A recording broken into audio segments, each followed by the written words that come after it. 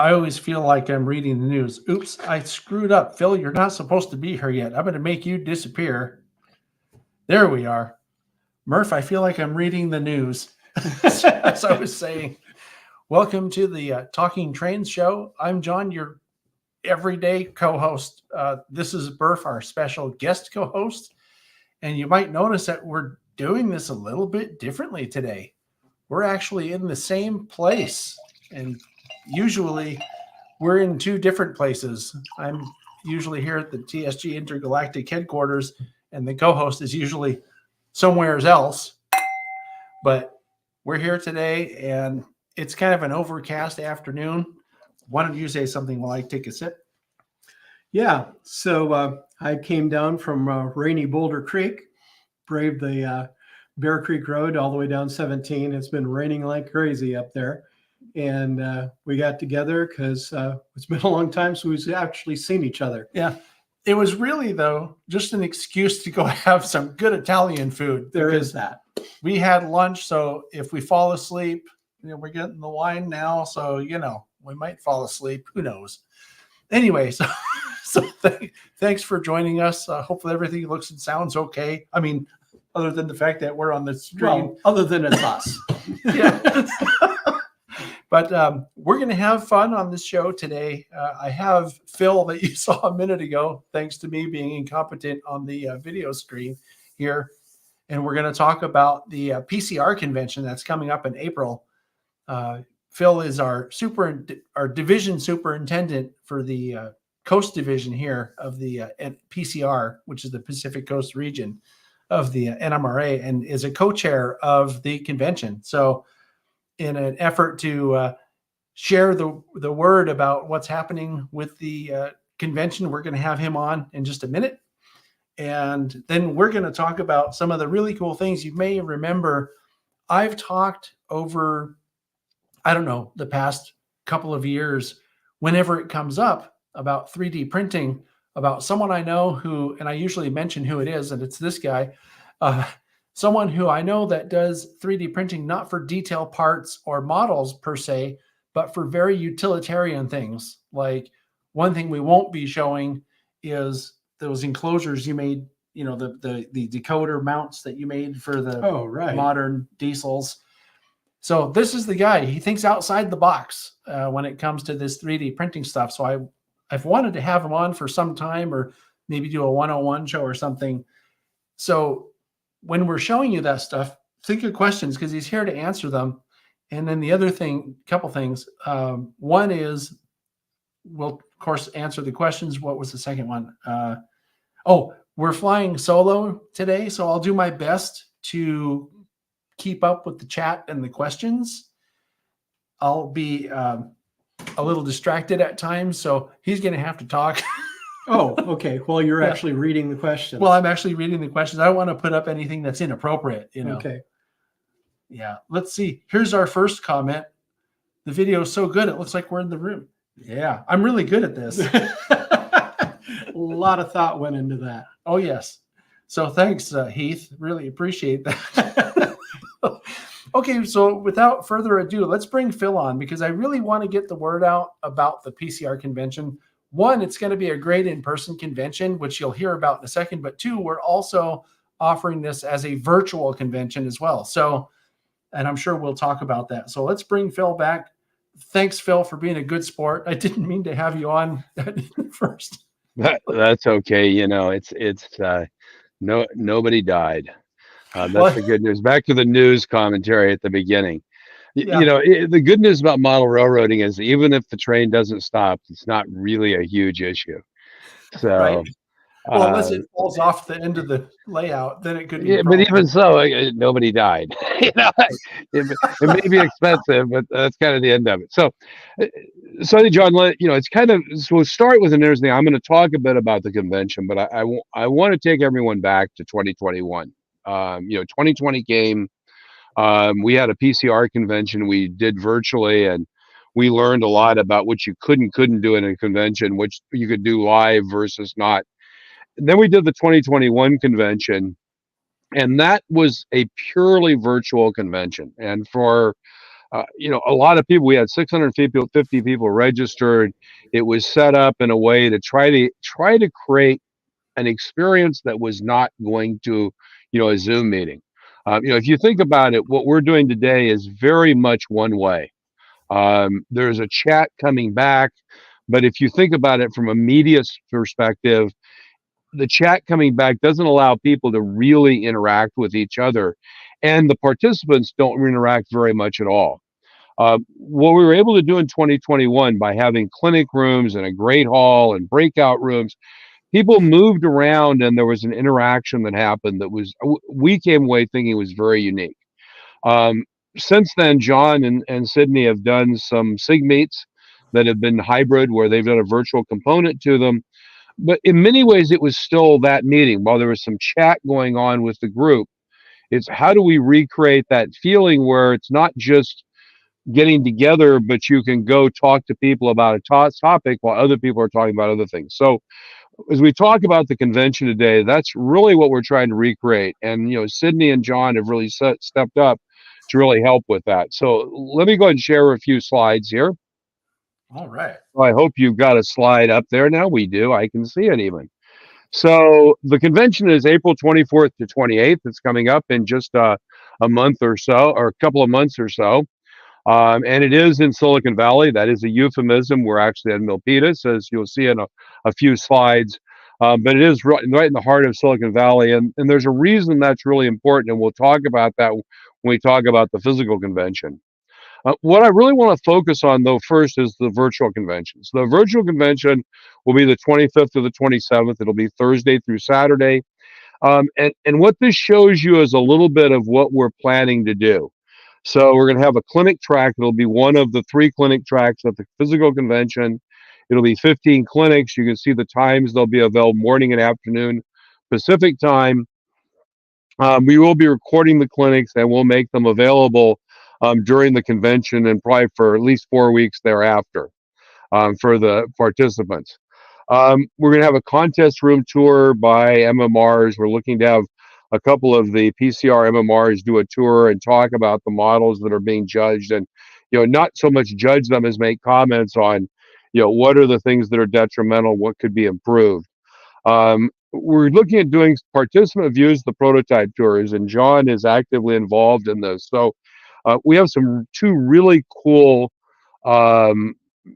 prototype tours. The first is Carter Brothers Restoration. That's the SPCRR, the Society for the Preservation of Carter Railroad Resources, or the South Pacific Coast Railroad, for those of you in the know. That's an organization here in Fremont at Ardenwood that is actually finding and rebuilding the narrow gauge cars from this birth of railroading in California back in the late 1870s to 1890s. We'll have a virtual train show, and we'll have bird of a feather sessions and breakouts. On the other prototype tour we'll have is the Niles Canyon Shop Tour. We actually did this as the Coast Division, and it's really an excellent opportunity to go see the things that are in their yard, walk through the cars. There's some pretty amazing restorations going on. And of course, the one Klaus Maffei diesel hydraulic engine left that was the Southern Pacific and Denver Rio Grande purchases of. So lots of opportunities to do things.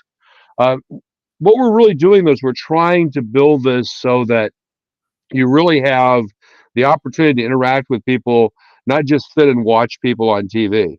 So you notice on the left, we're going to have a Zoom meeting that will be there for 2 purposes. When the clinics are on, the clinics will be in that Zoom meeting. But then when the clinics are not there, there will be other activities that'll go on in there. There'll be places where you can, do the Great Hall and meet people, and interact, and that kind of thing. And then we'll also have, as breakouts, the clinic goes on. We're going to do breakouts for SIGs. We have interaction, work with O-Skill Central and the National Association of S-Gaugers, also looking at having the narrow gaugers represented. So I'll have special breakouts where you can have conversations about that. And then we'll have this virtual vendor focus that we're doing with new tracks. So the idea is to really have lots of opportunities. Yes. I have a question. Is it still open? Like if people are part of a SIG or part of a group that are interested in having a presence there, can they still? Oh, absolutely. As I said on the right, Dead Rail, California Railroads, Women in Model Railroading is your interest. I think if there's a group that would like to, and for example, if the Southern Pacific Historical Society says, hey, we'd like to have a breakout, to my mind, having a breakout like that's perfectly reasonable. We have time for a number of breakouts during the convention.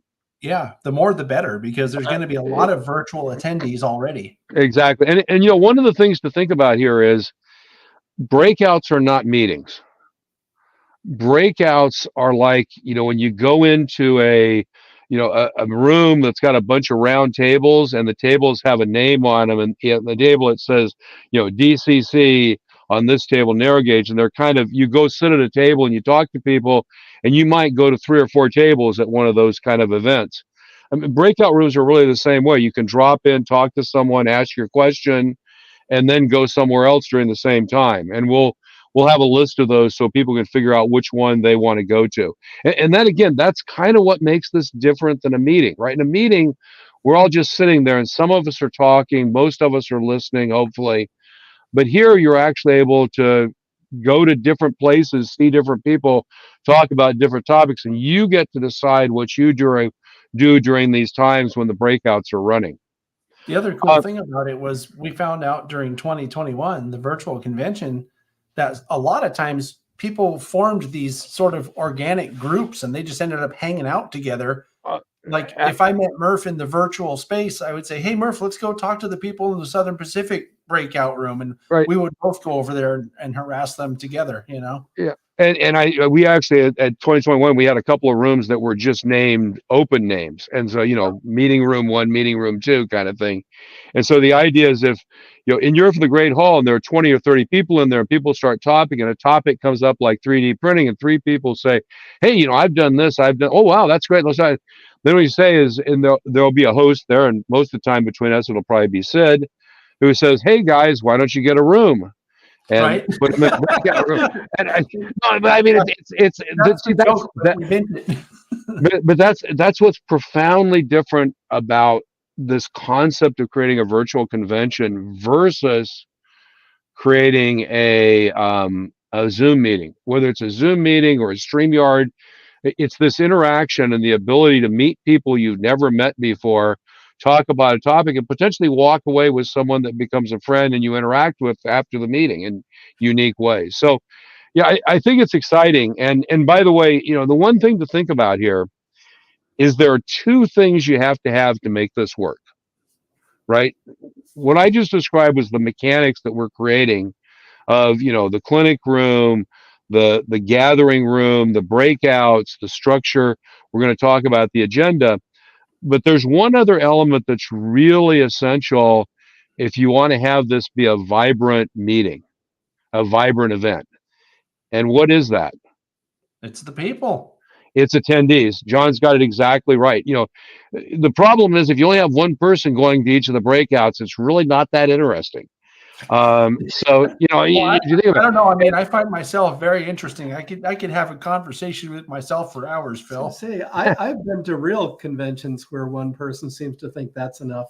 But anyway, the point that I'm trying to get to is that we actually are over 50 folks right now. We're doing some things to try to really step up the number of people that decide to come. And you muted yourself, I think, Phil. Significantly larger number of folks at this than we've had at past hybrid virtual conventions. So anyway, let me continue on here. This is kind of the typical day schedule. So what we're going to do is we're going to start off, we'll open, there'll be about 30 minutes of open time, what Sid likes to refer to as social time. It's really an opportunity for everybody on the virtual communication to get together. I think a number of you have been on some of the SIG meets. It's similar to that, but hopefully a much broader audience. Morning clinics will be 8:30 to 12:10. We're doing 20-minute breaks for the people in the physical space. Those breaks will be social time, discussion, etc. We are planning and hoping to be able to do clinic goes on for the clinic, so the clinician will go to a virtual space, i.e., a computer with a camera, and you'll be able to decide to go there as a breakout and talk to the clinician after the clinic. That's really good if you have further questions and they run out of time. Oh, it's wonderful. I mean, one of the things we found in 21 that was so very interesting with the clinic goes on is that there were we did a clinic goes on room for each of the clinics during the schedule. So the first clinic had a room, the second clinic had a different room. So it wasn't a single room. And I think someone went back into the morning clinic at about 10:30 or 11 o'clock, and there were still people in the clinic goes on room meeting. So, you know, it turns out sometimes, you know, one of the things about going to a convention and meeting a clinician is you meet someone that can really help you accelerate your thought processes, your modeling, your planning, your execution, whatever you're doing. Yep. So the clinics will be in the morning. Then we'll have some virtual train show videos. What we have is we have some vendors. We'll have some announcements of this soon. They'll be on the website, and we'll be giving you the website information here momentarily. They'll be on the website, so you'll be able to grab them from the website and look at who those vendors are. What we're doing with the vendors is they'll be having a video that'll play. So if you're interested in checking them out, you can check them out during, you know, these video slots. And then they'll also have a breakout during the breakout times. We have some vendor breakout rooms, so they'll be there. So, you know, if you've heard about one of these vendors and said, you know, I'm interested in the kits from, you know, Dennis Brennan, for example, of Brennan's Model Works, does some really amazing high quality kits with absolutely amazing instructions. So if you've, you know, been interested in moving into fine scale modeling, it's a great way to do it. He'll come in and talk about kind of his building process, but then he'll be in a breakout room to ask questions of, you know, what you can do, and et cetera. Then we're going to do a prototype tour. That's going to be, we talked about trying to do this live. We decided that probably wasn't going to give you the best experience. So because the two locations here are local and John, as well as myself, knows the folks, we're going to arrange to actually pre-record that prototype tour for you so you can watch it and see it as the live people would, but not be in a position where you're watching somebody stumbling around with an iPhone and a gimbal. I thought that was a great idea, but in thinking about it, trying to walk through a shop, a rail yard, trying to run a gimbal and tripping over stuff probably is not a great idea. I don't know if your insurance would cover that. And, you know, it sounds really good until you actually think about the mechanics of it. So breakouts and discussions will be in the afternoon from 2:30 to 4:30. That'll be a time when there'll be a number of breakout rooms you can jump into and jump out of. We'll have a special tours. We're looking at tours of a contest room, as we talked about, and then Sydney doing a tour kind of the rest of the vendor area, the rest of the physical convention. We're going to do virtual train show videos again in the evening, and then we'll have the evening clinics. So that's going to be a typical day schedule. On Saturday, Saturday afternoon, we're going to have New Tracks is going to come in and do some of their clinics. They've got some pretty amazing modelers, and they're going to come in and have some of them come in and show what they've been doing modeling wise. So that'll be a good virtual Saturday afternoon activity. So one of the things we're really trying to do is you can't replicate the physical experience. It just doesn't work. What you've got to do is take the pieces of the physical experience and say, how can we translate these into something that can be consumed virtually, not be the same experience, be something that's really worth going and spending some time doing. And so what we've done, you can look here that, you know, clinics, we have one of the 3 clinic tracks. The prototype tours, we're replicating those in video very much for you. The contest room, you'll be able to see in video with some MMRs that'll talk to you about it. The virtual train show is the same in both. A number of the layout tours, if you go on the website, have TSG layout videos associated with them. Some of them have a different layout video, so you can see the layout tours at that level. Quite frankly, one of the big benefits to my mind of going to a physical convention is going to the layouts, and I'll talk about that in a moment. We are talking about trying to do a video operating session We'll see if we can put that together. That was something that started with a lot of people back in the days of COVID, but kind of fell away once we were all able to get back together again. By the way, Phil, Yes.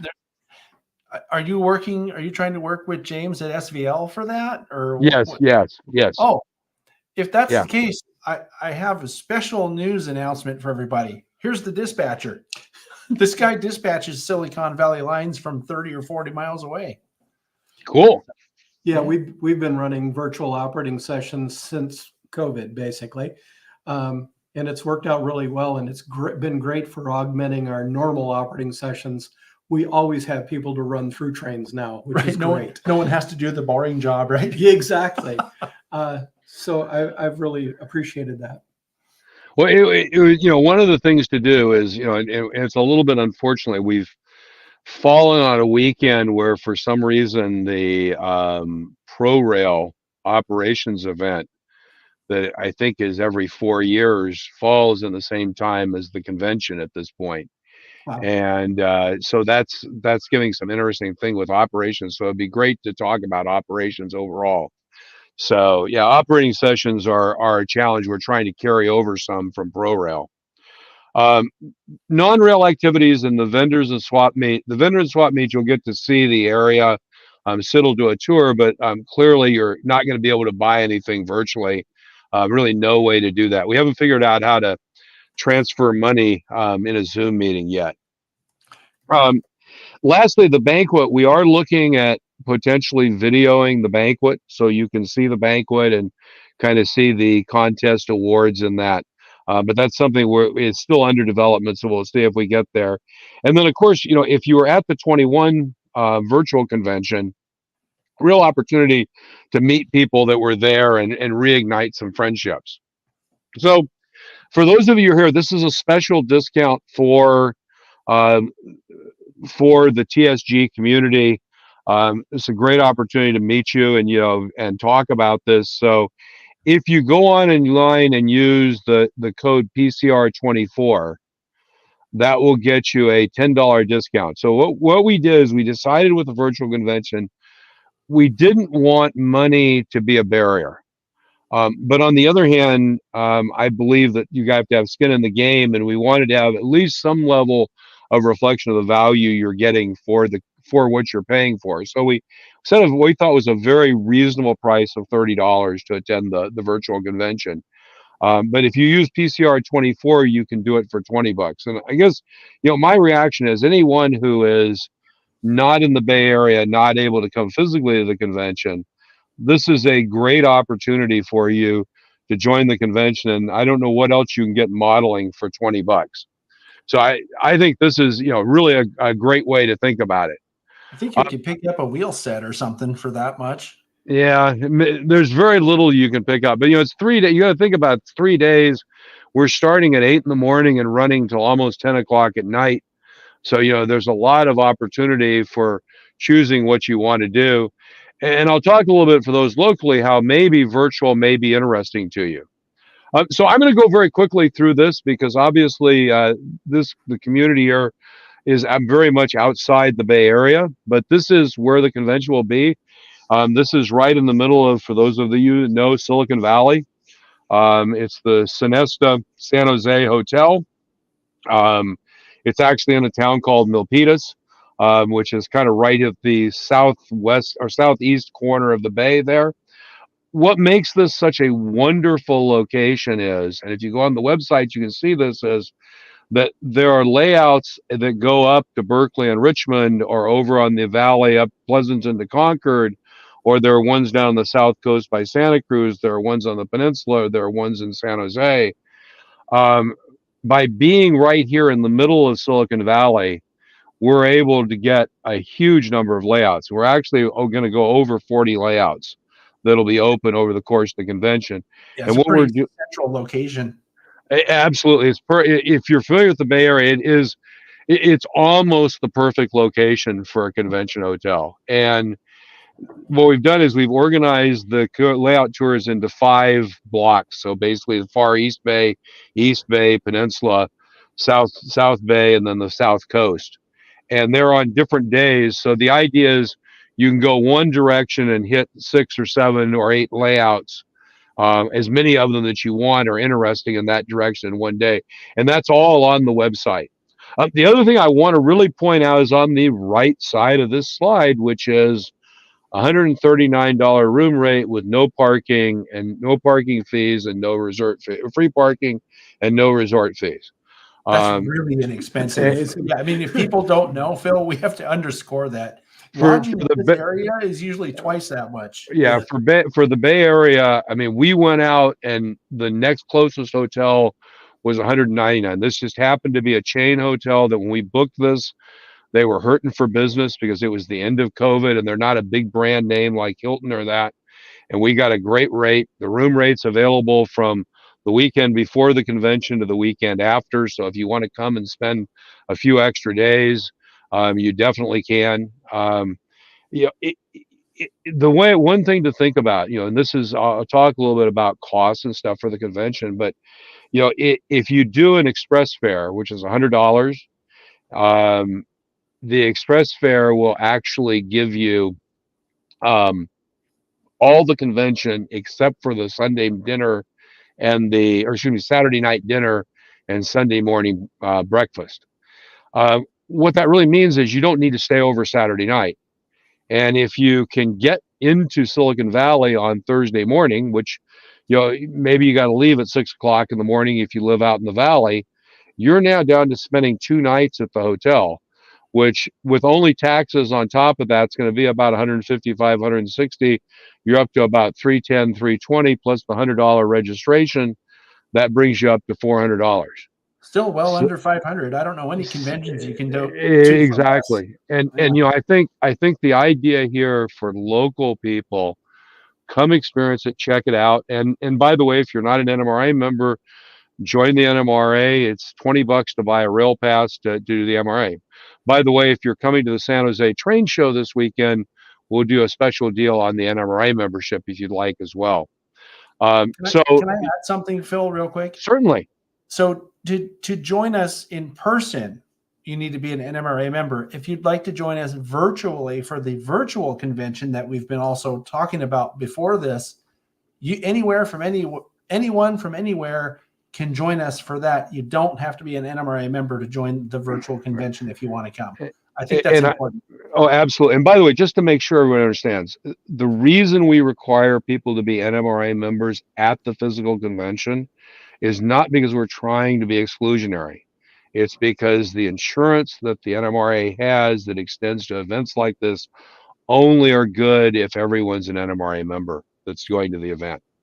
Right. So that's why we have to do that. I mean, there are certain categories like some of the vendors, but the people that are attending the convention, going to the clinics, going out on the layout tours, all need to be NMRA members to be under the NMRA umbrella insurance policy. Right, which goes to the same reason why you don't have to be an NMRA member to be on the virtual one, which is because on the virtual one, exactly. Yeah. Don't have that problem. So yeah, and we want to be as inclusive as possible. So exactly. So this, by the way, is very reflective of what you heard earlier. This is the daily schedule we have. It looks very much like the virtual schedule, except that middle section where we have local activities becomes the afternoon where there are breakouts and those kinds of things. Did want to talk about is some of the layout tours that are here. Actually, the two, I had a separate slide for them that, you know, Bob Brown and Jack Burgess. Jack Burgess, if you don't know, and if you looked at John's videos, I'm sure you know Jack.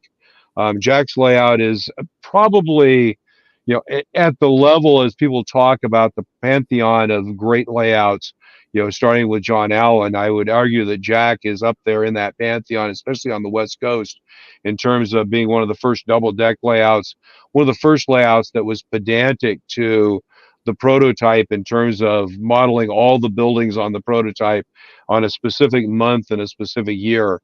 And I think, you know, it's a very unique layout that he's taking out in October. So, you know, for those of you that haven't had a chance, or maybe, you know, live in the Valley or live in Sacramento, or this is an opportunity to come down and see some of those things that may not be there. You know, Dave Adams and Bob Brown are both pushing up into the upper ages at this point. So some absolutely great layout tours. I encourage you to go look and check them out on the check them out on the website. It's already tell you how they're going to be laid out, how you'll visit them. You'll decide any given day which layouts you'd like to visit. Obviously we're going to have some great clinics. We're just finishing out the last few clinics and the clinic agenda now. I think there are about 30 or 35 up on the site.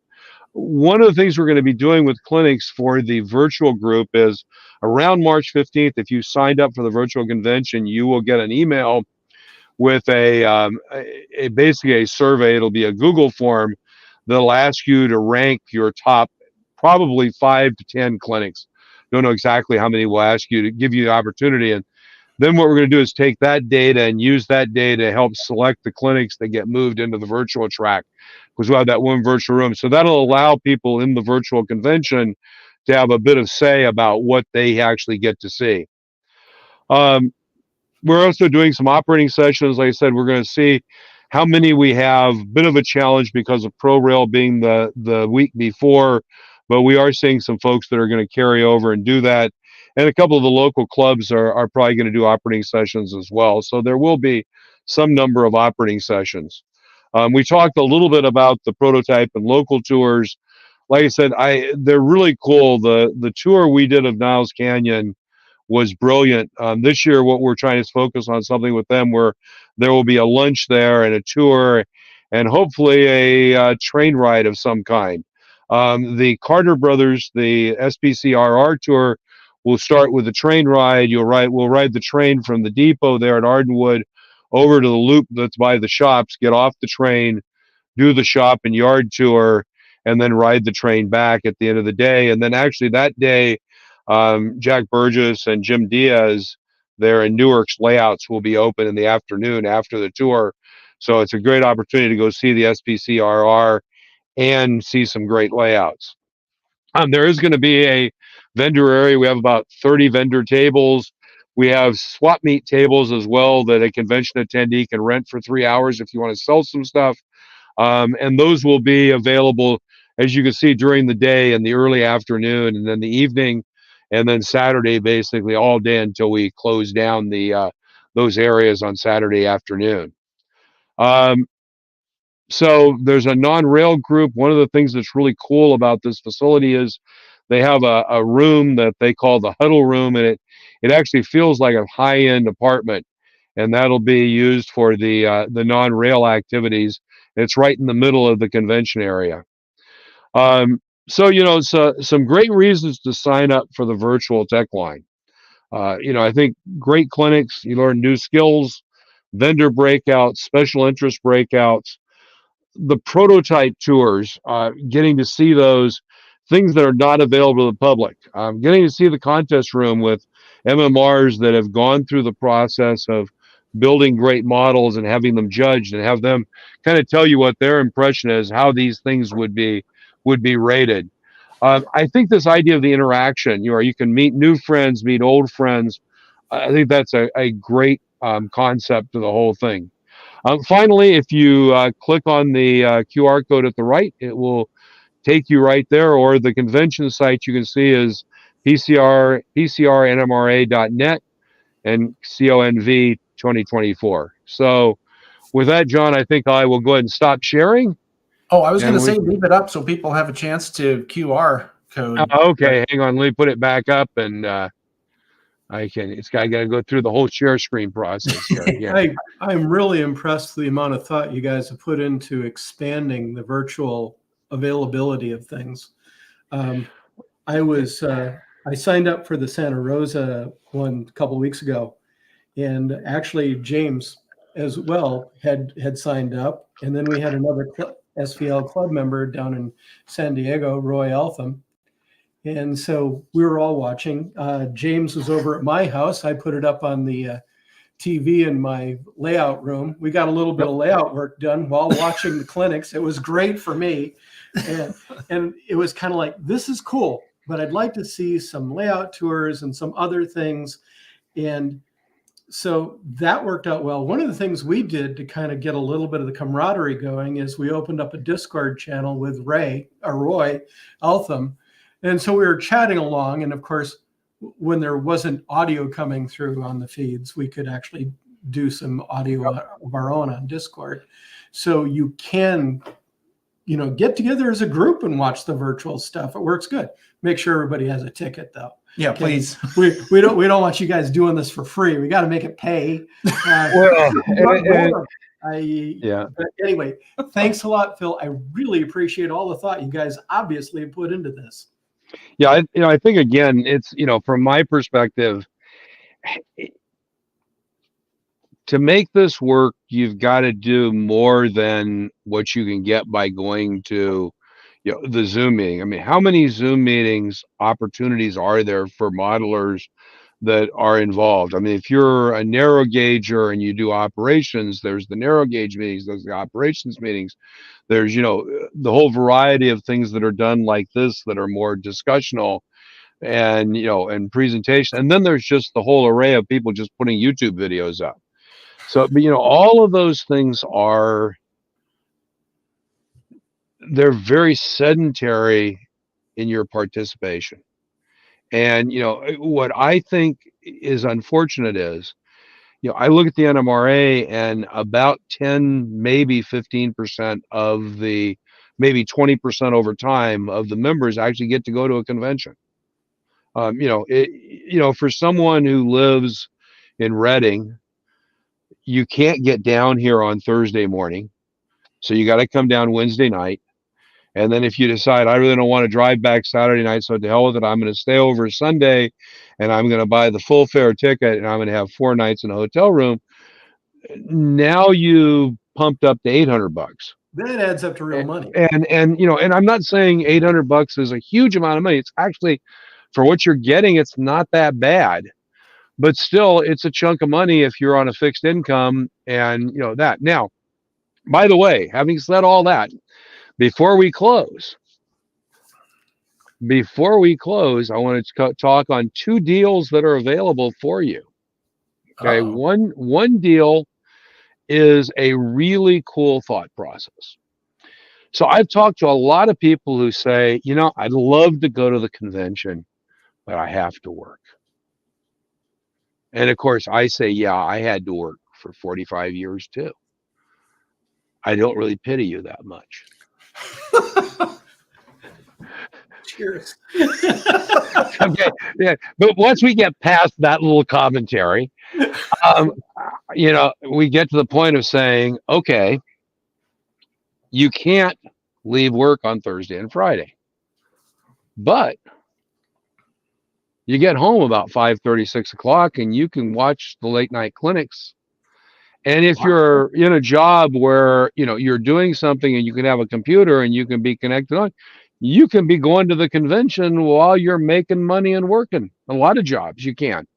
And I don't know, it depends on your job. So one of the things we've done is we're going to provide everyone who's at the physical convention will get access to the virtual convention. Excellent. That includes anyone who buys a $50 Saturday day pass. And so then the final little talk. So by the way, think about it. I call it my reference is, this is the working man special, right? You get the convention on Thursday and Friday virtually, and you get Saturday to go to the convention, which Saturday is going to be there's no prototype tour on Saturday. You're going to miss that. You're going to have to watch that recorded, have to watch that with John. But on Saturday, you're going to get the clinics in the morning. You'll get the vendors, the swap meets, the consignment area, and then you'll get the clinic tours in the afternoon. If you go look on the clinic tours, there are going to be some pretty amazing layouts open on Saturday afternoon, including, by the way, Jack Burgess and Jim Diaz again. So I think again, if you kind of think about that for $50, it's a pretty good deal. If you add the $50 for the day pass and the $30 for the virtual, it's basically an $80 value for $50. But by the way, so kind of the final thing, if you are coming to the San Jose train show this weekend at the Great Train Show, which is San Jose Fairgrounds, we'll be there. There'll be an NMRA booth. Stop by. We'll be doing some discounts. It'll be about 10% discounts, similar to the PCR-24 there. So you can get your working man special for $45. which I think so. My preference, by the way, is I would rather charge a little bit less and get more people to participate, because like that's what makes it a vibrant event. And if we can get people to say, yeah, this works, then maybe other organizations will try it more. So anyway, that's basically it, John. I don't know if there's much more to say. I think that repeating the code PCR, what was it? PCR 2024 on the website. If they want to get a discount for the virtual, that would be good. Yep. Hang on, let me put this puppy right back up there. I got to find the right put place. It up again? I think it's worth mentioning that again, because $10 off is like a 30-something% discount, which is absolutely. It's a 33% discount. And I think you'll also find that it may also give you discounts on some of the other fares, but I'm not going to tell you which ones. Oh, so everybody check it out could just try that on all of them, and there you go. Yeah, but that is a good sign up. Like I said, we'd really rather have 2 people sign up for a little bit less, because we think more people coming, especially on the virtual side, is really going to make it an exciting event. You will become. What happened in 2021 was, in the end, the content wasn't the feature. It was all the people that were there, the feature, and the fact that it felt so profoundly different than everything everybody had been experiencing with Zoom up to that point. Right. So, cool. Thanks a lot, Phil. Oh, you're more than welcome. Like I said, we're excited about it. We think it's going to be a great convention, and I tell people, if you miss this one, the next one that's coming is probably going to be a lot different, because the cost structures and all that are just changing so rapidly. Yeah. To do things, and who knows how much it's going to be to stay at a hotel in 4 or 5 years when it comes back to our division. So. Yep. And there are so many hardships. I know there's challenges, for example, in the National Train Show. In fact, I think it's actually been announced it's been canceled, because there were issues with the hotel or the convention space, and the union costs of the cost to the vendors of using the space. Do you mean the one that's happening in Long Beach? In Long Beach, the National Train Show that normally happens with the convention. Right. My understanding, and by the way, this is something I saw from an email, is that the contract with the convention center had a stipulation that you have to use their drayage services. And so it turns out, if you're a vendor, you can't roll your own stuff in there. You've got to pay somebody to carry all your stuff in and set it up for you. Nobody does that at train shows. Well, I think everybody makes sure that's not in the contract when they do the convention stuff, saying, no, our people don't do that. It's a lot more like a swap meet than it is and so what ended up happening was, I think the cost structures became prohibitive this year. Oh boy. That's really too bad. Well, and it's been a challenge. I mean, the National Train Show has been a financial challenge, I think, for a while. And so, they just put a real hammer in it for this year. Yeah, that might make me have to change my plans, because the train show, I think, for me at the time when I was looking at my calendar a couple of weeks ago, that was kind of like the more important thing to be able to go to than the convention. So, interesting. I guess we'll find out what happens. Maybe they'll find a way to pull something out of the hat. I think their thought process, my understanding is they are doing something. I think the thought process is made to do more of what you would call a traditional train show, swap meet kind of thing at that level. But, I think having a big event where the national vendors come became a challenge. And by the way, this is all hearsay. So, you go check it out and see, because I thought there would have been some formal announcement, but I don't know where it's at. Hadn't heard anything about that yet. So. Well, Phil, thank you very much. And I want to take a second to thank you personally for all the hard work that you're doing to make that PCR convention happen, because I know that you're doing a lot of it. And you know. Yeah, it's a challenge, but we're going to try to do something here, and we're really trying to do two things simultaneously. One is to reverse the the kind of reduction that's happened both in the convention, but more as almost a reflection of NMRA membership. So one of the things that I didn't talk about today is I think there's a lot of advantages to NMRA membership, benefits to you. Of NMRA membership, the learning you do, the inspiration of going and seeing a layout, the friendships you make, and then finally, saving money with the discount programs. There's great values there. So we're really trying to do two things. One is increase the number of NMRA members, but then also increase the percentage that are interested in going to the convention. Because I think COVID caused us to fall out of being willing to go places. I mean, anyone who had trepidation about traveling, you had this great excuse to never go see anybody again. And model railroaders tend to be a bit introverted. Introverted is probably the right word. That's a good, nice, calm, nice word. So I think it was easy for a lot of us to say, well, should I just stay home and work on my layout instead of going? And we're really trying to get people to come out, because I think the social side of the hobby and increasing your social networks and having different social networks is a really important part of both the hobby and also the hobby keeping all of us healthy as we get older. So yeah, well, you remember also one of the jokes that we were making, especially at the beginning of the pandemic, was exactly that. It's like, oh, I have to stay home in my basement and work on my layout. Darn. Yeah, exactly. And so, I think that was that, so to my mind, getting people out more, model railroaders out as NMRA members, participating in events. For example, if you're in the Coast Division, March 10th, we're going to go to Tilden Park, and we're going to get a tour of their shops. They have a steam railroad there. They run 7 days a week, and they have to maintain it and keep it up just like any other railroad. It just happens to be quarter size, I think. well, it's 15-inch gauge, right? So 15-inch gauge. So you kind of tell, and then we're going to go spend some time with the Golden Gate live steamers. So if you're ever interested in live steam, and then some layouts in the afternoon. And those are the kind of events, have fairly regular events where you get to meet people and have opportunities. So I think that for me, getting people to become NMRA members, going to go to conventions, and then extending this hybrid convention so that for that 70-80% of NMRA members that can't come, or people that are curious about what goes on at a convention. I've never been, there's going to be a convention in my town next year. I'd like to check it out. For $20, you can check it out and then decide if you want to spend the $400 next year. Yep. So I think it's a great idea.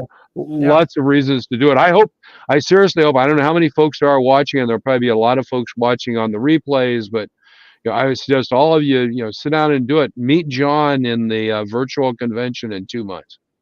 And Sydney. I'll be doing virtual autographs and handing out virtual donuts too. They're healthier for you. Yep. The virtual donuts help, but you got it. The virtual life cycle, doesn't do as much benefit as you'd think. All right. Thanks again, Phil. We'll look forward to seeing you at one of our upcoming meetings. Hey. Cool. Thanks. I don't have a glass of wine or anything. I've just got a cup. So that works. We'll have to make up for it, Phil, sometime. Yeah, I'll drink a little extra for you. There we go. Thanks, Phil. I'll talk to you later. Thanks, guys. I'll bid you adieu. Yep. All right. Oh, man. So, I'm really excited about this, because anybody who's been watching this, and I know we've talked about this off the air, I think that there's a great opportunity with technology like what we're using here today to stream this out to the people of YouTube, to include a lot more people. And because we're doing this the way we are, where we don't even require anybody to have an NMRA membership to join us virtually, it also gives really anybody with an internet connection a chance to partake in it. So right. Well, the other thing that Phil actually kind of mentioned was, there's a lot of content on YouTube about here's how I do this or that, and it's a video tutorial, and you can kind of sit there like a couch potato. One of the nicer things that they're starting to get into is the interactive stuff. where you actually can ask questions and have some kind of exchange going on. I think that's really where this all has to end up going even more. Mm-hmm. I noticed a question on here. Is that a train crew wine glass? Yes, it is. They're limited. Limited edition. Limited edition. I think you got the only ones. We just have that one here. Yeah. So just happened to have one left over from when I got those. Yeah, there it is. Oh, so anyway, thanks to our Fox for the compliment on the product spotlights. I do try to get those up as often as possible. And I just finished recording some again this week. Something to look forward to in the coming month. This is a little off topic, but it's on topic to this product spotlight comment. Something to look forward to within the next, 6 weeks. You're going to see the Broadway Limited 4449 Daylight locomotive model that they just released recently. A friend of mine from the SBHRS bought one. And he's like, wow. Hey, I got this great model. Do you want to do a spotlight on it? So I'm like, oh, yeah, that would be a good one because I don't expect that I'll be buying one. Yeah, occasionally John is my pusher as well. I'll see some car on there and I'm like, well, I got to go get that one now. Thanks. Luckily, my wife is okay with it. Yeah. She's like, well, at least you're not down at the bar or anything like that. You spend the money. Yeah, right. Anyway, so we're going to shift gears here and switch into our other topic, which was the 3D printing and what I consider. Well, let me put it this way. I see a lot of stuff on social media about 3D printing, especially now that it's sort of more mainstream.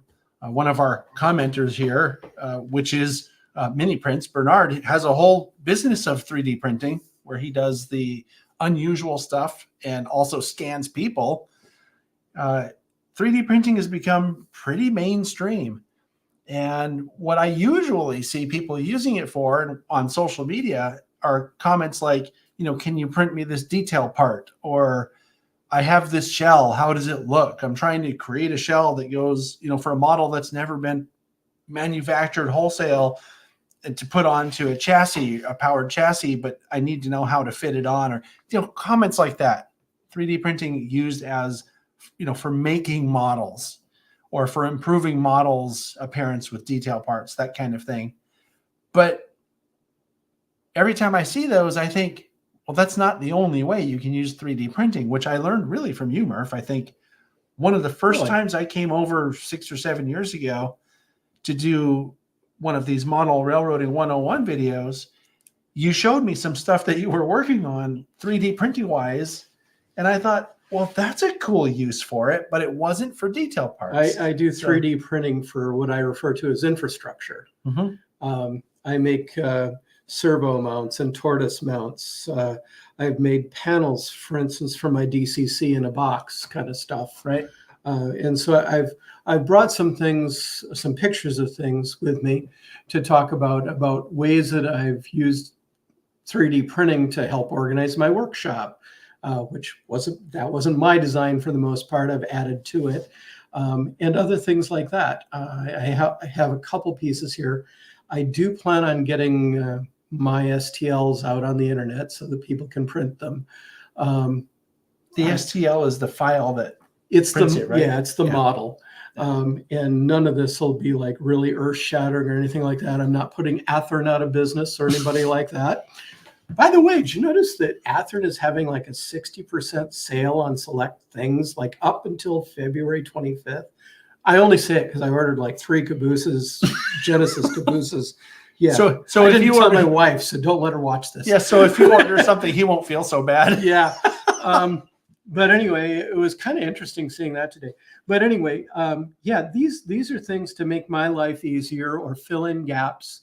Or I have this way of when I'm working on something that I get kind of wound up. For instance, I made the tortoise mounts because I really hate just drilling a hole and hoping I get the alignment of the tortoise bar swinging just right, etc. So I made a way so I could index it so I could get the tortoise bar swinging just right. And now I'm satisfied putting in 20 of them or something like that because I've got a template for doing it. So there are things like that, but I didn't include that today. But anyway. Well, shame on you. You'll have to come back for another one sometime. That's right.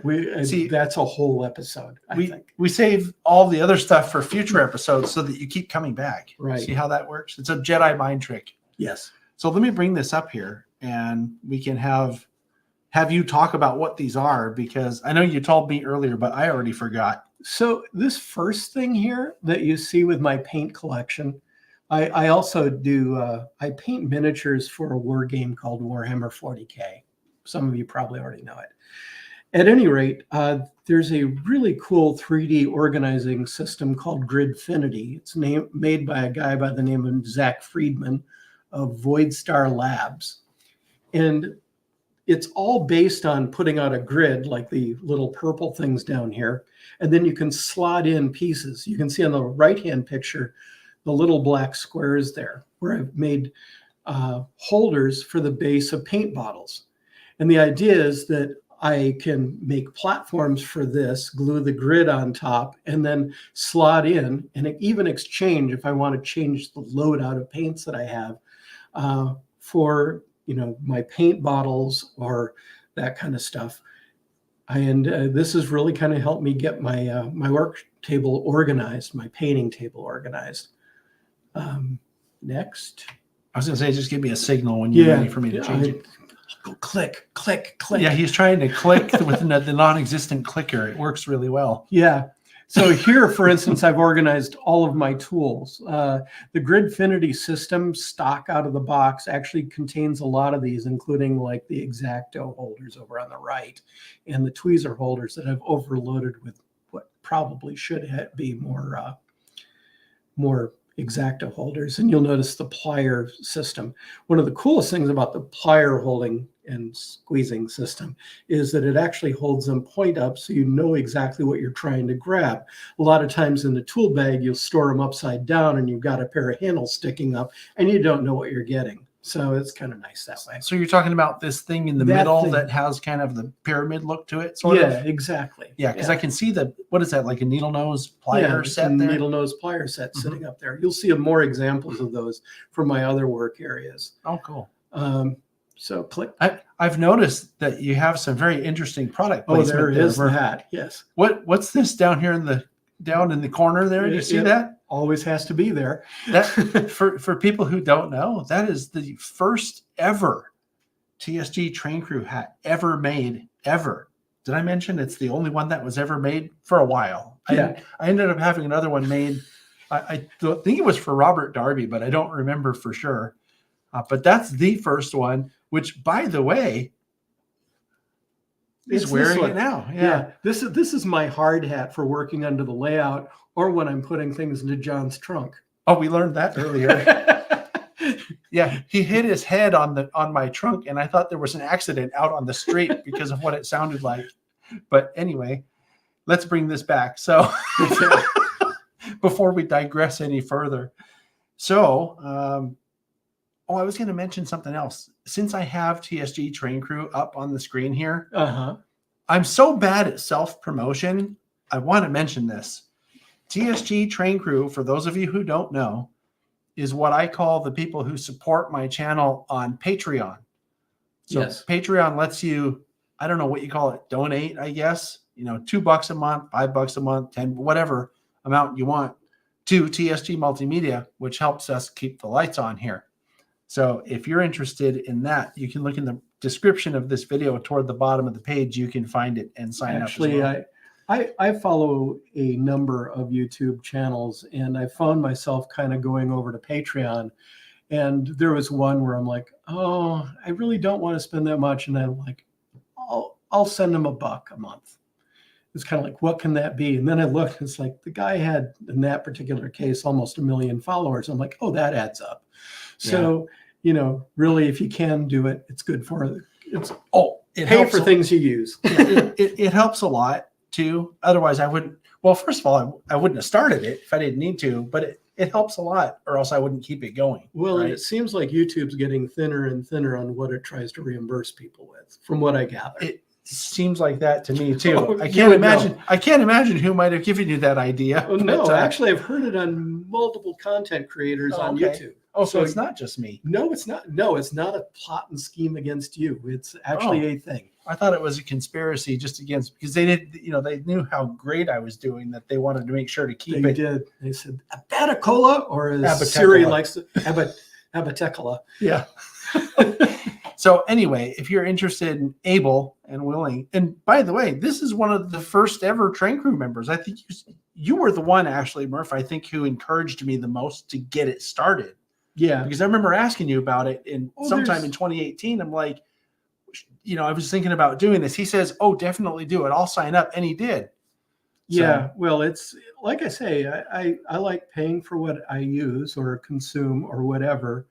And I've tried mentioning it to some other people, and they kind of get, oh no, I wouldn't want to do that. It's like they're doing it for some altruistic purpose. And then they get a chip on their shoulder about nobody supporting them. And I'm like, no, really? You guys, this, barring me, of course, is really great content. Well, except So there I'm you on go. it too. Here, hold on. Let me make it good content. There we go. There you go. That's better. That's much better. Okay. Here's another thing that I did. This is my airbrush area. And I was like, I need places to store the bits. I tear down airbrushes in between use. And so I made some little slots for storage trays. And these all fit into the Gridfinity grids. Except, of course, to the big bottles over there. I haven't made a grid for them yet. And I need Which to. ones in the middle? Yeah. If you look at the big bottles on the left, and Oh, these those big bottles. are actually built to fit into a Gridfinity grid. And I just need to, part of this is always a matter of, making sure you know how you want to have them configured before you commit. Although they plug in, it doesn't matter that much. Cool. By the way, I want to mention something. People are making comments in here about, great deals on product spotlights and such. So if you're watching this channel, that's something else that I do for patrons. Ooh. Sorry, I just saw the comments and I'm trying to double No, that's duty good. here. Yeah. I'm glad somebody's reading. Yeah. Well, I mean, I can. The barely- screen's all the way over there. I had my cataracts operated on, and I can actually read most of that from here, but it's a strain. Oh, okay. Well, I don't want you to get eye strain, so I'll bring them up on the it's screen good. here. But No. what people are talking about is for patrons.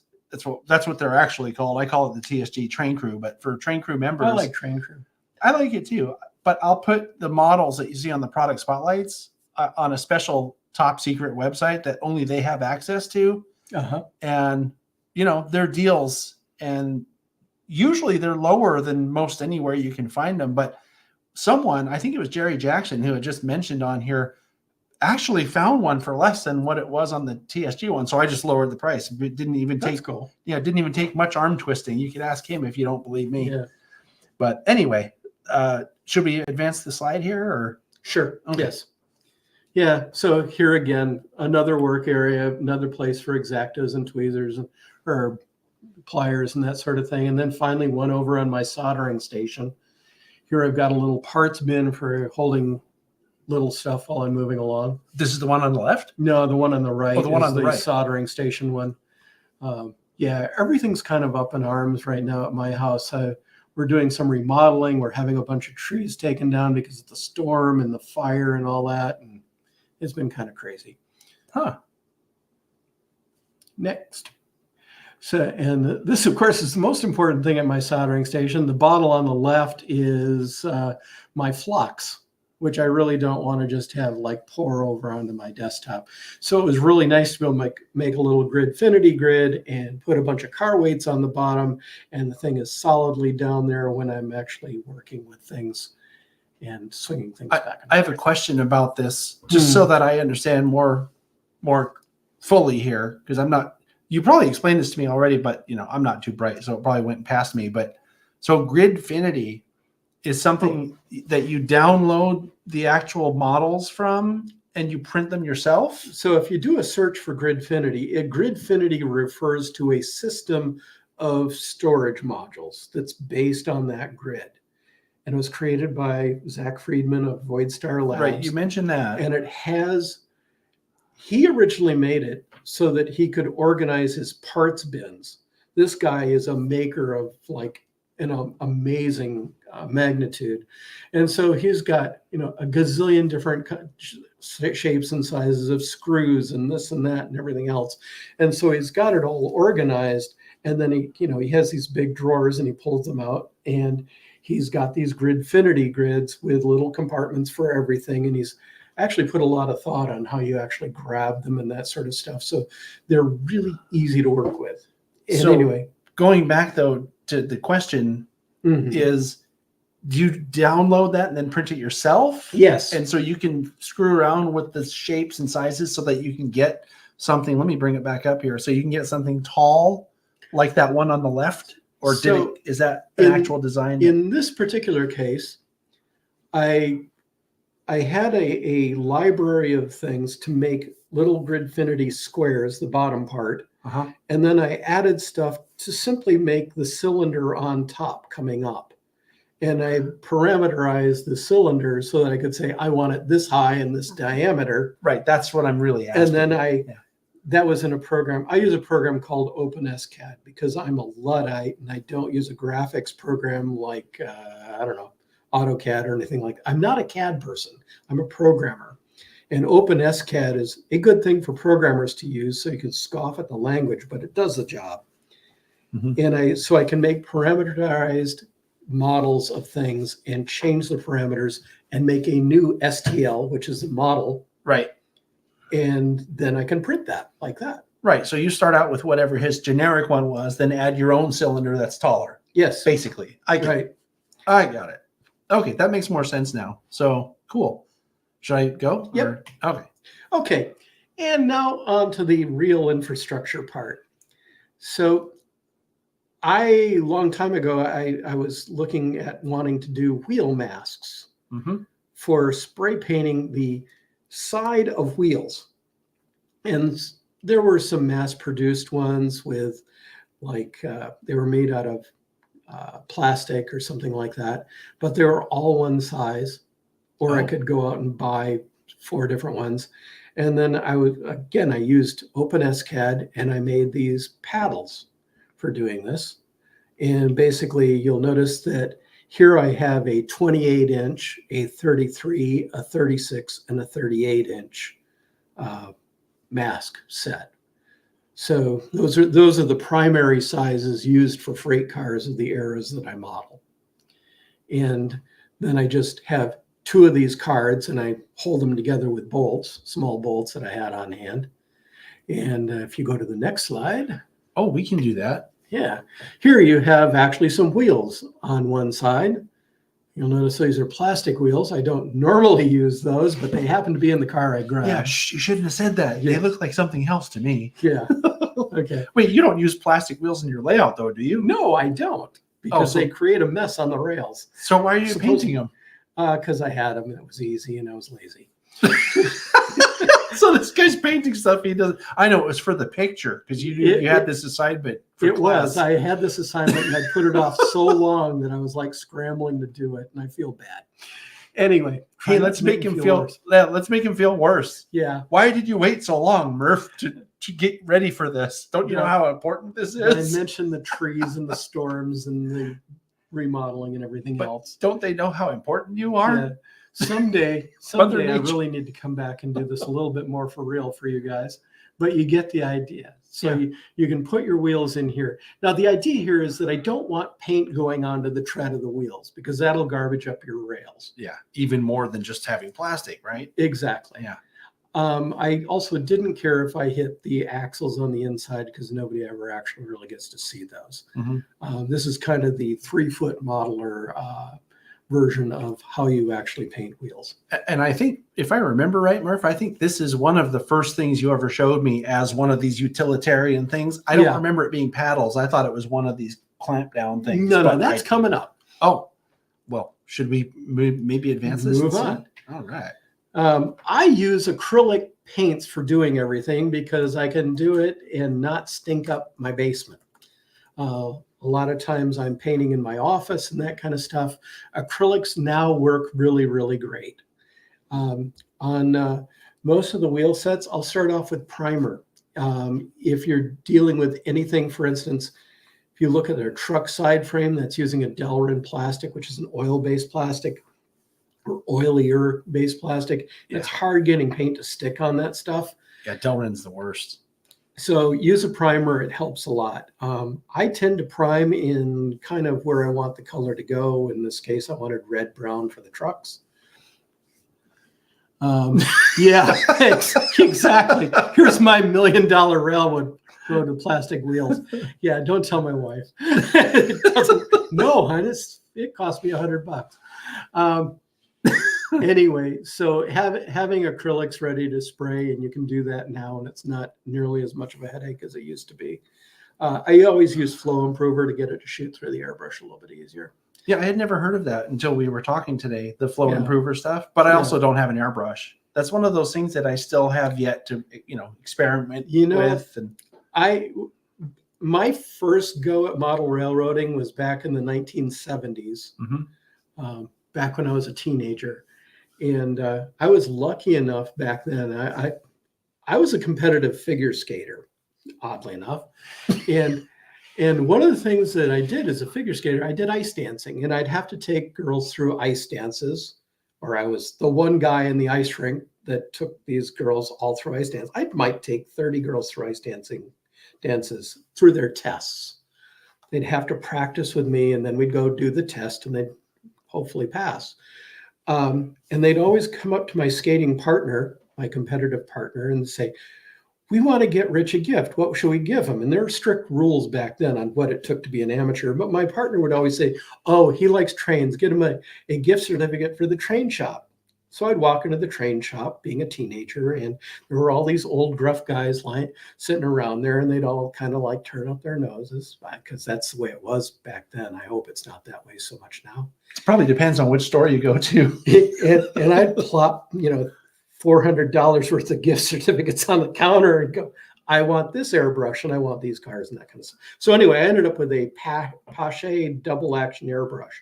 And that thing, it was a siphon feed, and it was the hardest thing ever to use and keep clean and everything else. I hated it. A couple of years ago, I was looking at one of the forums, and Seth Newman mentioned, "I have an Iwata Eclipse airbrush, this one, and I ordered one, and I've never looked back, and it's been an absolute dream. It's been easy to clean, very useful, and now I try not to use rattle cans at all.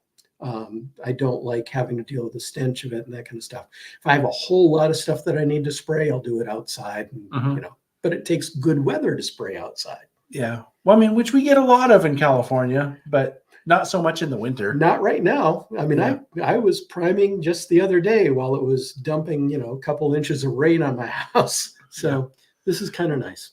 Well, so for people watching also, you have to realize Boulder Creek, where Murf lives, is in the Santa Cruz Mountains, which is technically a rainforest. Yeah. So, the weather is a bit different up there than it is down here in the valley. Yeah, it is. So anyway, I'm Yes. a fan of acrylics. So I shoot those. Yeah. They definitely smell better. They don't smell. Than the other stuff. So, and no smell is better than the horrible Yes. oil-based small. So, So here is the big alligator. the climb down thing. And I use this to paint truck side frames. And I originally had like a stick, and I would screw the side frames to the stick, and it was really tedious. So I made this thing where I can just clamp down. So in the next picture, I think, there they are. The alligator right there. The nice thing about this is it allows me to shoot the outside of the side frames and not getting any paint into the journal boxes or the rotating part down below. So it was my first time building anything with a hinge like that, or designing anything with a print hinge like that. And it worked out pretty cool. It takes a real long time to print. It's a lot of plastic. It seems like you could take out, just because it looks like there's a little gap right in between where the closing part is and where the side frame lines up. I can see light shining through. Yeah. And I would imagine that some must go through that, some minor amount, right? Probably not enough to make a big difference, but not enough to worry about. Even if it did, you could take just the tiniest piece of tape and just mask off the journal box. So the hole, right? So but I'm lazy. You got to remember, yeah, anything you look at of mine, it's because I'm lazy. Yeah. Well, I mean, but this is really what we're talking about, though. It's not necessarily whether you're lazy or not. The motivation isn't what matters. What matters is the result, which is a really cool idea. that Could be even better. it could be even better. But my point is, I don't know how many people have thought of doing this. Yeah. That's what I've always enjoyed about it so much. So anyway, I shoot it with an airbrush and let it dry. The next thing here is out of my wargaming thing, there are inks that you can use, acrylic inks. And then there's this other stuff that Games Workshop started putting out. This particular product is in their paint range, and it's called Null Oil. That's the little bottle there? That's a little bottle there. Uh-huh. And it's kind of like an ink, so it flows really nicely into crevices, but it's got a little bit more solids than a normal ink would have. So it kind of grunges up the crevice a little bit more and still leaves a little bit of stain on the outside, and kind of dulls it down nicely. The other thing you'll see here, and this is a little hack that I learned from the War Gamers, that gray thing that's sitting there, that's a stress relieving device. It's got little pockets in it, and it's made of latex, and you can pop these little pockets in and out, and that's supposed to like relieve your stress. One of the coolest ways of using it, though, is there's a lot of times when I'm painting something where I might need to have multiple paints out, and I don't necessarily need to have them. I usually use a palette for mixing my paints, but there are some things you don't want to dirty up your palette with, and this is one of them. Or metallics are the same way. So I put a little bit of paint in that pocket, and the nice thing is it's accessible while I want to use it, and then when I want to clean it out, if it's already dried, it'll actually flake right off the silicone. So it makes it really nice for cleaning up. And I got a lot of, you can see, got a lot of pockets to be able to use. That was like $4. It beats having to use whatever you have lying around all the time and ending up throwing a lot more stuff in the garbage.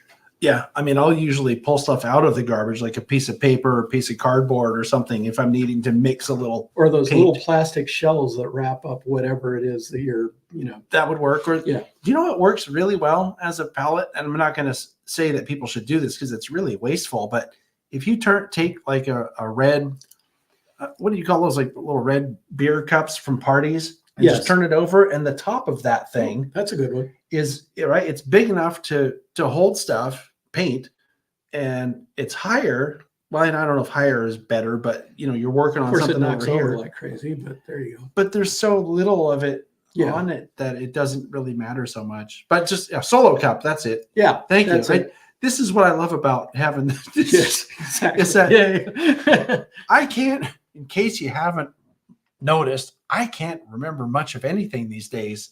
And I never would have remembered Solo Cup. That's exactly what I'm talking about. Wait till you get another 10 or 15 years on you. You'll love it. Yeah, I'm already there. So, let's get back to the important stuff. So anyway, I use this stuff to kind of shade in and capture a little bit more of the detail on things. So in the next slide, I've applied it into these trucks, and man, oh man, I think we picked one of the haziest. That's not quite. It doesn't look like it's in great focus. But anyway, I can see that there's some around the springs, right? Yeah, I gooped this up, and it kind of brings out the coils and the springs. Take my word for it. Trust me. Yeah. Okay, next. Oh, we have to show this. Now, I thought there was more about the trucks before we got to this part. We'll find out. Well, let's watch this and see what happens. Yeah. Okay, here I've applied null oil to the car actually with an airbrush, and then you put in a little bit more than you would if you're actually spraying a coat, so that it actually pulls up a bit. In cases where it created drops or streaks that didn't look right, I'd go ahead and use the brush to kind of draw it all down.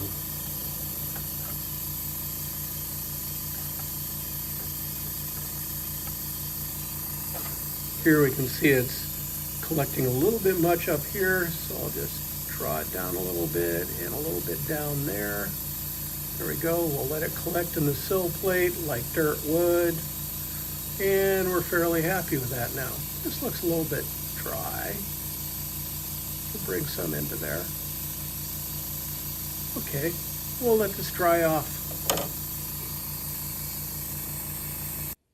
Wow, that was really impressive, because what you did there was we had a stunt double that sounded just like you. Yeah. You'll notice I won't even let myself get a word in edgewise. Oh, right. If you were trying to talk. Yeah.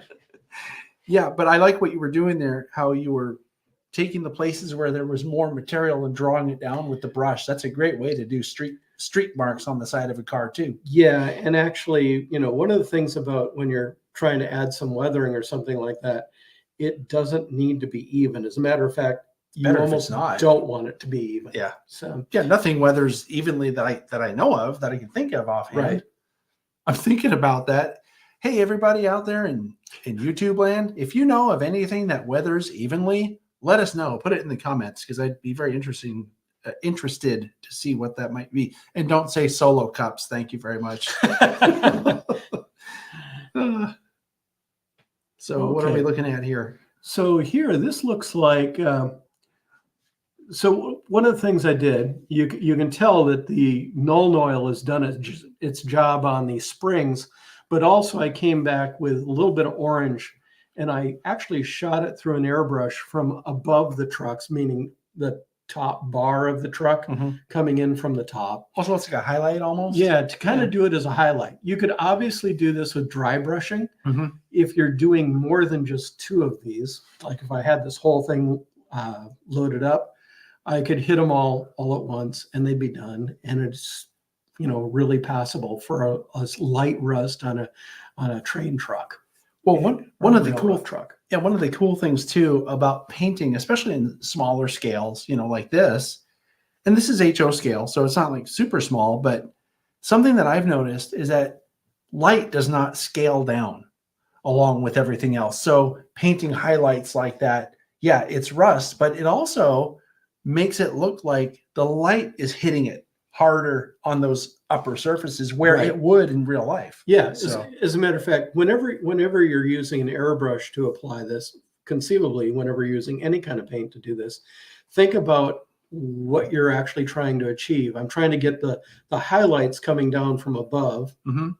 And also when you're talking about like some nastier dirt and that kind of stuff, you want it splashing up from down below. Sure.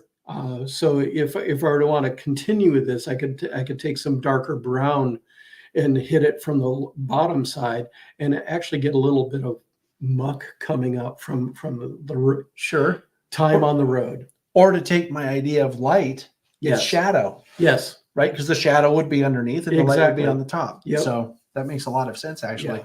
Yeah. I first had this epiphany when I was looking at somebody's, I think they were 1 to 32 scale figures. So they were pretty big figures. And the person had painted the shadows into the folds of the clothing. Yeah. So I thought, oh, that's really a good idea, because clothing looks like this. Here's a shadow. I mean, how do you make these shadows appear on a model where the thickness of the difference between the base and where the part that's creating the shadow is so minute? Because it just doesn't scale down. Well, that's where the inks or something like Nuln Oil, or now there's a thing in figure painting called contrast paints that will really accentuate the highlights and the shadows automatically. How does that work? They have a special binder in it, and the solids will float down into the creases of things. And I can show you some stuff later on. It sounds like what I do with washes, though, because I use a wash to fill in the cracks and make the rivets pop and all that. It's the idea of washes, or if you do oil-based stuff, pin lining, that kind of stuff. Again, I like pin lining, and I have a friend, Dave Falkenberg, who does amazing work with oils and mineral spirits and that kind of stuff, and actually getting just the effect. I mean, I'm a hack doing things this way. He's an artist as far as I'm concerned. I've heard of that guy, Dave. Yeah. I've heard he's kind of shady. He's a good guy. Oh, okay. Yeah. I heard he's a really good guy. Yeah. He's short though. So there's that. Short-tempered or short? No, just, we have to give him a stool for the upper levels at SVL. It's all good. Well, we have to give James a stool too, though. That's true. Yeah. But anyway, where was I? I don't know, but I was in the room, so we digressed. Yeah. Oh, actually, the one other thing. So figure painters have also really kind of taken the painting of the highlights to an extreme, where they'll say, well, the guy's like this, and so the highlight will be right here. Mhm. But then, you got to make sure you don't do that on the back. One of the things you have to remember with the train, of course, it's moving around the layout, and you've got to think in terms of just a generalization of light comes from above Mhm. and dark from below, Yep. or shadows from below. You don't get the luxury of kind of making a painting. You've Right. got to make effect. It's not a static display. Yes. Is the point. That's one Yeah. of the cool things about model railroading, is that it's not a static display. Exactly.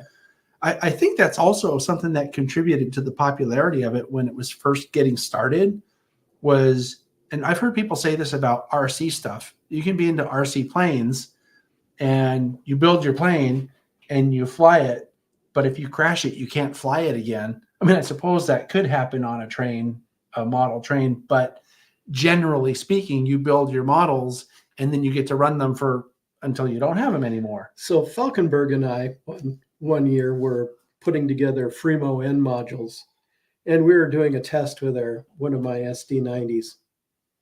And Fremo has two ends Mhm. with the track in the middle, and we didn't put anything blocking the ends. You're supposed to. if So you're- yeah, let me tell you, an SD90 does not fly that well.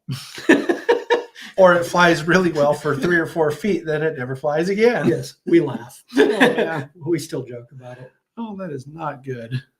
All right, let me bring this back up because we're digressing here. Okay, I think we saw this one, right? This is where you painted Yeah. the highlight. Yeah. This is the highlights. And so on the wheels, basically, rather than shooting from above, because that would mean that when the wheels rotated half a turn, your Then it's on shadows. top. It's Yeah. on the bottom. So with the wheels, I just try to shoot as center as I can into the wheel, which some days are better than others, with the lighter color, and it tends to get what I want and gets the contrast and the circularity. I have a question. Well, 2 things. Hmm. One is another comment. I do this in N scale, and I showed this on one of my videos. I don't remember which one it was. I think it might have been, I did a video that was me weathering a boxcar, an N scale boxcar. And I think this is the one I did it on, where I took just a Sharpie and went around the wheel face with the Sharpie.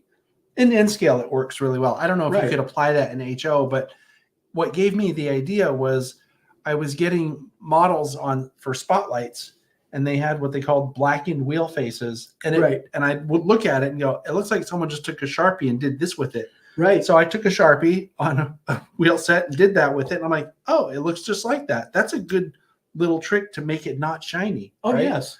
Yeah. So You can do this stuff actually with just a paintbrush. HO, I don't know that a Sharpie would necessarily cover enough. You'd probably be going like this a lot. Yeah. But yeah, N scale. Oh, yeah. it was just like a couple twirls on the Yeah. thing. And I was kind of thinking, I don't know how well this would work in N scale.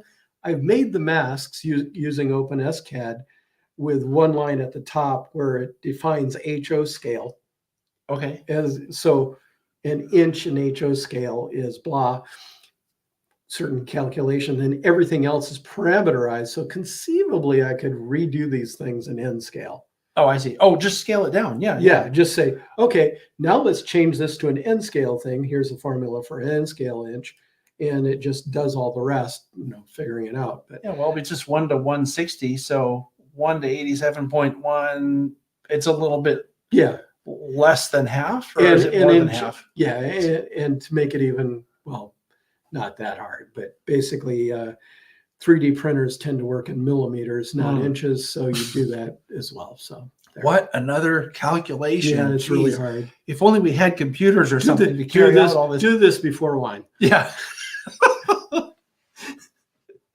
Okay, so that was what we were looking So at. anyway, yeah, last- here we're highlighting a little bit of orange on that to make it kind of look a little bit more rusty. Oh, I didn't ask my second question. Your which second question. Maybe you're going to come to this, Okay. but I noticed that there's no provision on here for keeping paint off of the little points where that go into the journal box. So yes. are you going to talk about that, or is that? Yeah, I actually didn't show that, but basically, so you can use a Dremel. You can use a little bit of sandpaper. What I use is a drywall sponge. Drywall sponges. Here, have another drink. Yeah, thanks. Are about yay big, and hold on. Let me put us on so people can see what yay is. How so yay? about yay big, and they have their kind of like sandpaper on the outside. And I basically just put the point in that, and I turn the drywall sponge a couple times, and that's good. Oh, okay. I think I have seen those before. Yeah. Something I was thinking also might work is you could put like a little blob of clay just over the point. I mean, Yeah. I guess it would stay on. I don't really know. Yes, Museum actually, putty or that's a really something, good or- point. And a really good. I know what you meant. You know what I meant. Yeah. That was not a pun. Okay. It sounded like you were going to say something else, but is it on the No, next slide? I gave or- up. Oh, okay. Oh, we have more videos, so let's bring Okay. those up. What's this one? I don't remember. Is this my embarrassing thumbprint video? I don't know, but we're I going to think it watch is. it and find out. Yes. And I think the video has audio, so here we Yeah. go. Okay, so I've mixed some Who's that guy talking? bright warm gray and some glaze and wash, both from Pro Acryl Monument Hobbies, and a drop of airbrush flow improver. And we're going to try putting a light dusting of gray on top of this as if it's been sitting out for quite a while. We shall see how it goes.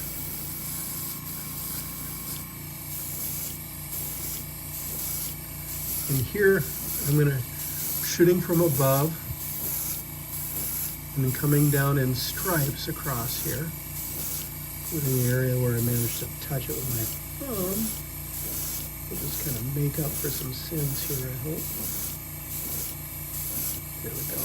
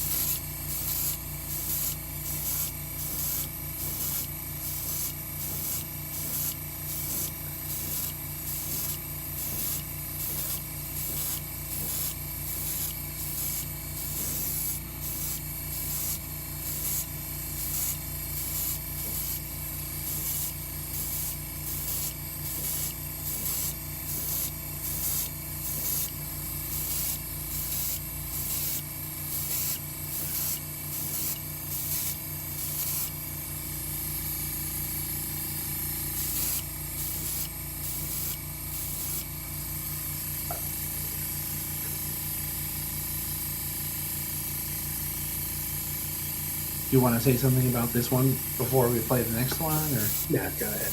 Okay, I'll wait till this one's over, but I just wanted to ask.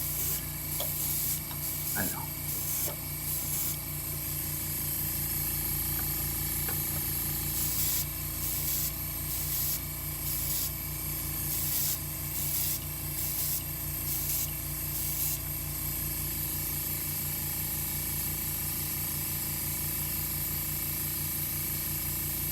And that looks like enough. We'll leave it like that. Got a little bit of weathering on this car, makes it look a little less showroom shiny. And we'll put the trucks back on and see how it all looks. So here it is. We've got it back on the trucks. Notice the wheels aren't shining back out at you anymore. The trucks look a little bit more realistic. And the car looks like it's seen some decent use. This obviously is just a quick and dirty. You do this for the maybe the cars you pick up at a train show that are $5 a piece. You can actually make them kind of really nice for doing your operations and that kind of stuff.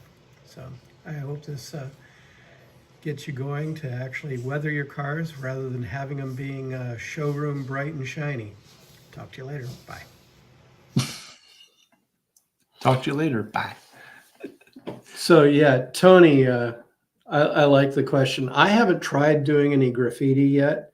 And honestly, I would think I would do graffiti after a light coat of weathering, apply the graffiti, probably seal it with some dull coat, and then come back with more dusting after that. Depends how old you want the tag to look, right? That's true. Because it could have just been done. I've seen videos of some guy coming out with like bright white Armin reefers, and it's like I've got my my palette here or my bare canvas here, and I'll do the whole job, and they come out looking like they're showroom graffitied. So yeah, I guess it kind of depends on what you want to accomplish there. Yeah. And by the way, I mentioned in the comments, we're using the wine as a reason to act goofy. We're really this goofy without it. Actually, we are. I mean, I really haven't had that much, to be honest. Like, you know, they always say that I could actually drive right now. Yeah. Yeah. Anyway, so we're back to our thing here. Let's do this. Oh, yeah, there we go. It does look, I mean, it looks fine. Like, what I would say is, looking at this, is it going to win contests? Maybe not.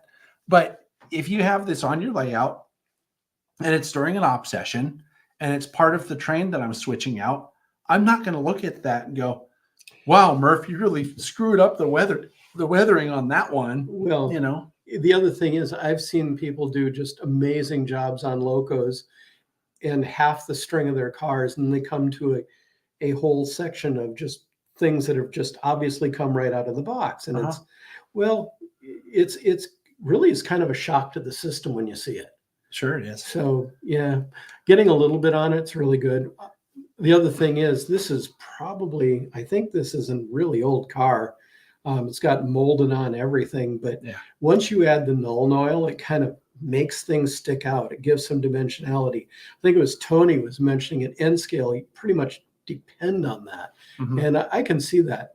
I've been really impressed with the people that do the cardstock buildings, especially in N scale, where the printing makes it work because it's actually given the relief to the building that's really not there.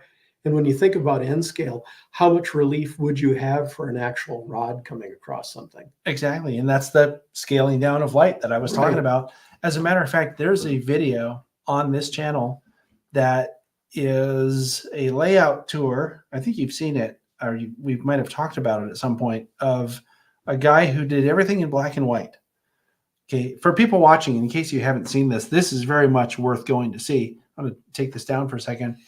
The guy's name is Steve Redeker. It's Redeker. Search for that name, Steve Redeker, on YouTube, and you'll find the layout tour that I did with Steve. He used printed surfaces for things like tiles on the tops of his buildings. And when you're there and you look at it, and he has kind of a joke about that, they're made out of foam core with this stuff stuck on, basically. Right. Printed paper textures stuck onto foam core. These are some of the most convincing buildings I think I've ever seen on a layout, because the shadow of this print is from a real object. Right. And he said that a lot of people reach down and touch, and you never, ever touch stuff on people's layout. Yeah. Especially structures. You just don't do that. And he said he would have people over for open house and find the people touching the buildings to see if they were real tiles, because they're that convincing.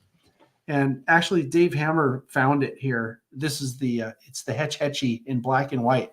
It's a really cool layout, and I promise you, it is something you've never seen before. Probably something you'll never see again unless you do it. It's Right. just, it was a really interesting idea. And sort of the backstory behind it is Steve is into photography too, Yeah. into old cameras, like antique cameras. He Right. has some really cool antique cameras that I saw when I was visiting with him. And you can see it in his layout, because and one of the jokes he says on the layout tour was, I did it in black and white because his era, I think, is like 1913 or something like that. He says, have you ever seen a color picture from 1913 or something like that? He's just, you got to watch the video. It's just a really good one, and one that I think deserves to be the viral video that I've been looking for, because Steve is such a character and he has such an interesting take on things. Anyway, let me bring our thing back up So here. I think that was basically it, right? Yeah. Oh, well, there's some more pictures on the layout, Yeah. which, this goes to show, I don't remember, to be honest, the layout being in any stage of completion remotely resembling what I see in these last couple of pictures. Oh, that's just the one area I did. You'll notice my wondrous backdrop. I'm trying to learn how to do backdrops. Oh, Um, there's a video on this channel all about that kind of thing. Yes. And it's a matter of, like everything else, it requires a lot of practice. Yeah. So yeah, I'm trying to push myself to do a little bit more with it. Yeah. The person that I did the video with about backdrops has practiced a lot because he's been doing it for decades. And most of the layouts that if you go to the Salt Lake City area and do layout tours or open houses, most of the layouts you see have his backdrops in them. Oh. So he's done a lot of backdrop paintings. So this, I think, is the last picture, if I remember right. I think so. And, yeah, I mean, I will say this about the backdrop. It's serving the purpose. You know, is it going to win awards? Like I said before, no. It probably won't win any awards, but I can tell this is supposed to be on a mountainous area with probably pine trees, or what looks like pine trees to me. Redwoods.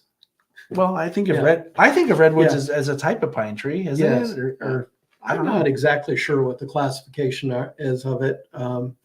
Yeah, this actually is my Felton area on my.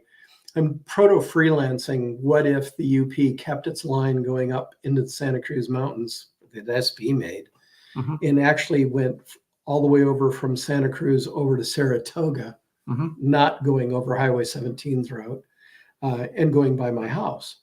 And the Felton area has a redwood deadfall reclamation area. And so the logs that are actually sitting there in the foreground are branches from the burned redwoods in my backyard. Okay. Well, I mean, that makes sense. And so they have authentic char on them. Well, it's realistic. Yeah. So that makes up for the backdrop.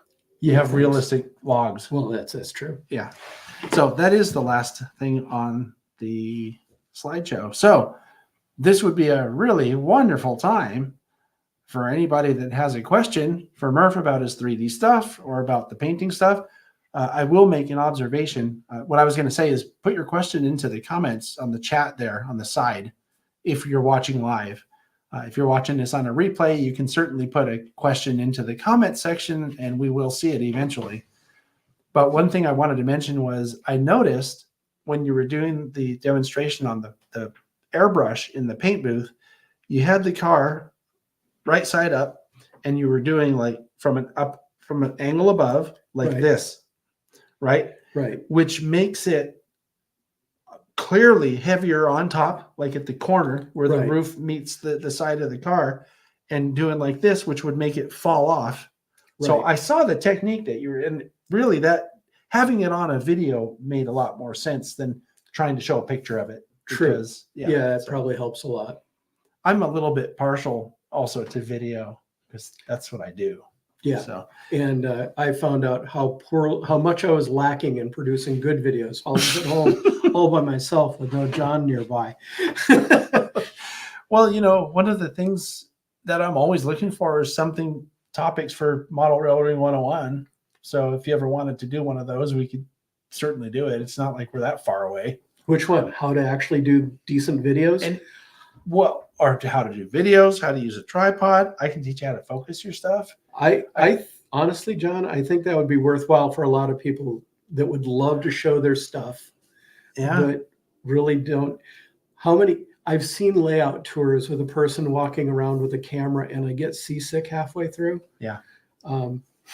They're just, really, I think, at least in my opinion, for a video like that, if someone wants to do a layout tour, like say you're at an open house and you ask the person that owns the layout, which I would do if I were you, hey, are you okay with me shooting this and putting it up on YouTube? Right. 99% of the time, whoever's doing it, I mean, look, their layout's open for an open house. They're going to be okay with it, but just be respectful and polite and ask, right? Otherwise, you're being a jerk. They'll say yes. And instead of going, oh, this is neat, oh, that's neat, just following the thing around with the camera running, find a spot that you really like and just go, okay, I'm going to take a picture of the train as it comes through this spot, holding the camera still like this. It'll be a lot more watchable for a lot of people. Because if you follow it around and you're walking around, you're bouncing around and you don't really realize because you're also watching where you're going so you don't trip on something and fall into the scratch built bridge that took them 6 months to build.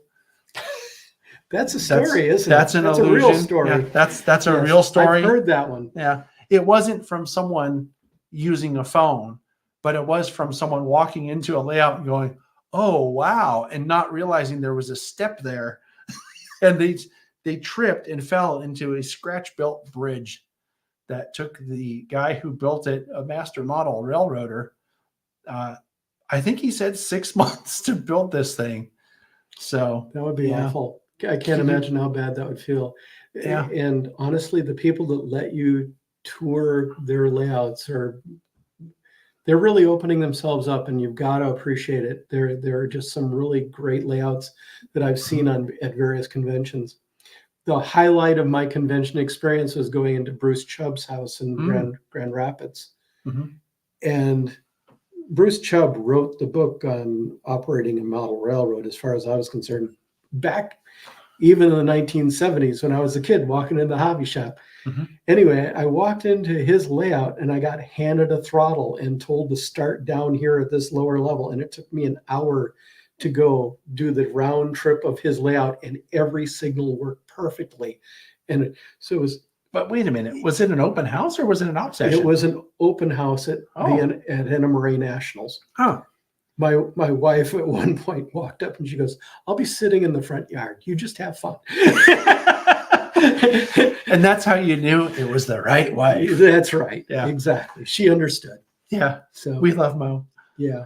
Well, I want to say also, in case it was, okay, so anybody who was watching earlier when we had Phil Edholm on talking about the PCR convention, and I think this is worth repeating, I think it's actually important because one of the layouts that's going to be open for open houses is Jack Burgess's Yosemite Valley layout.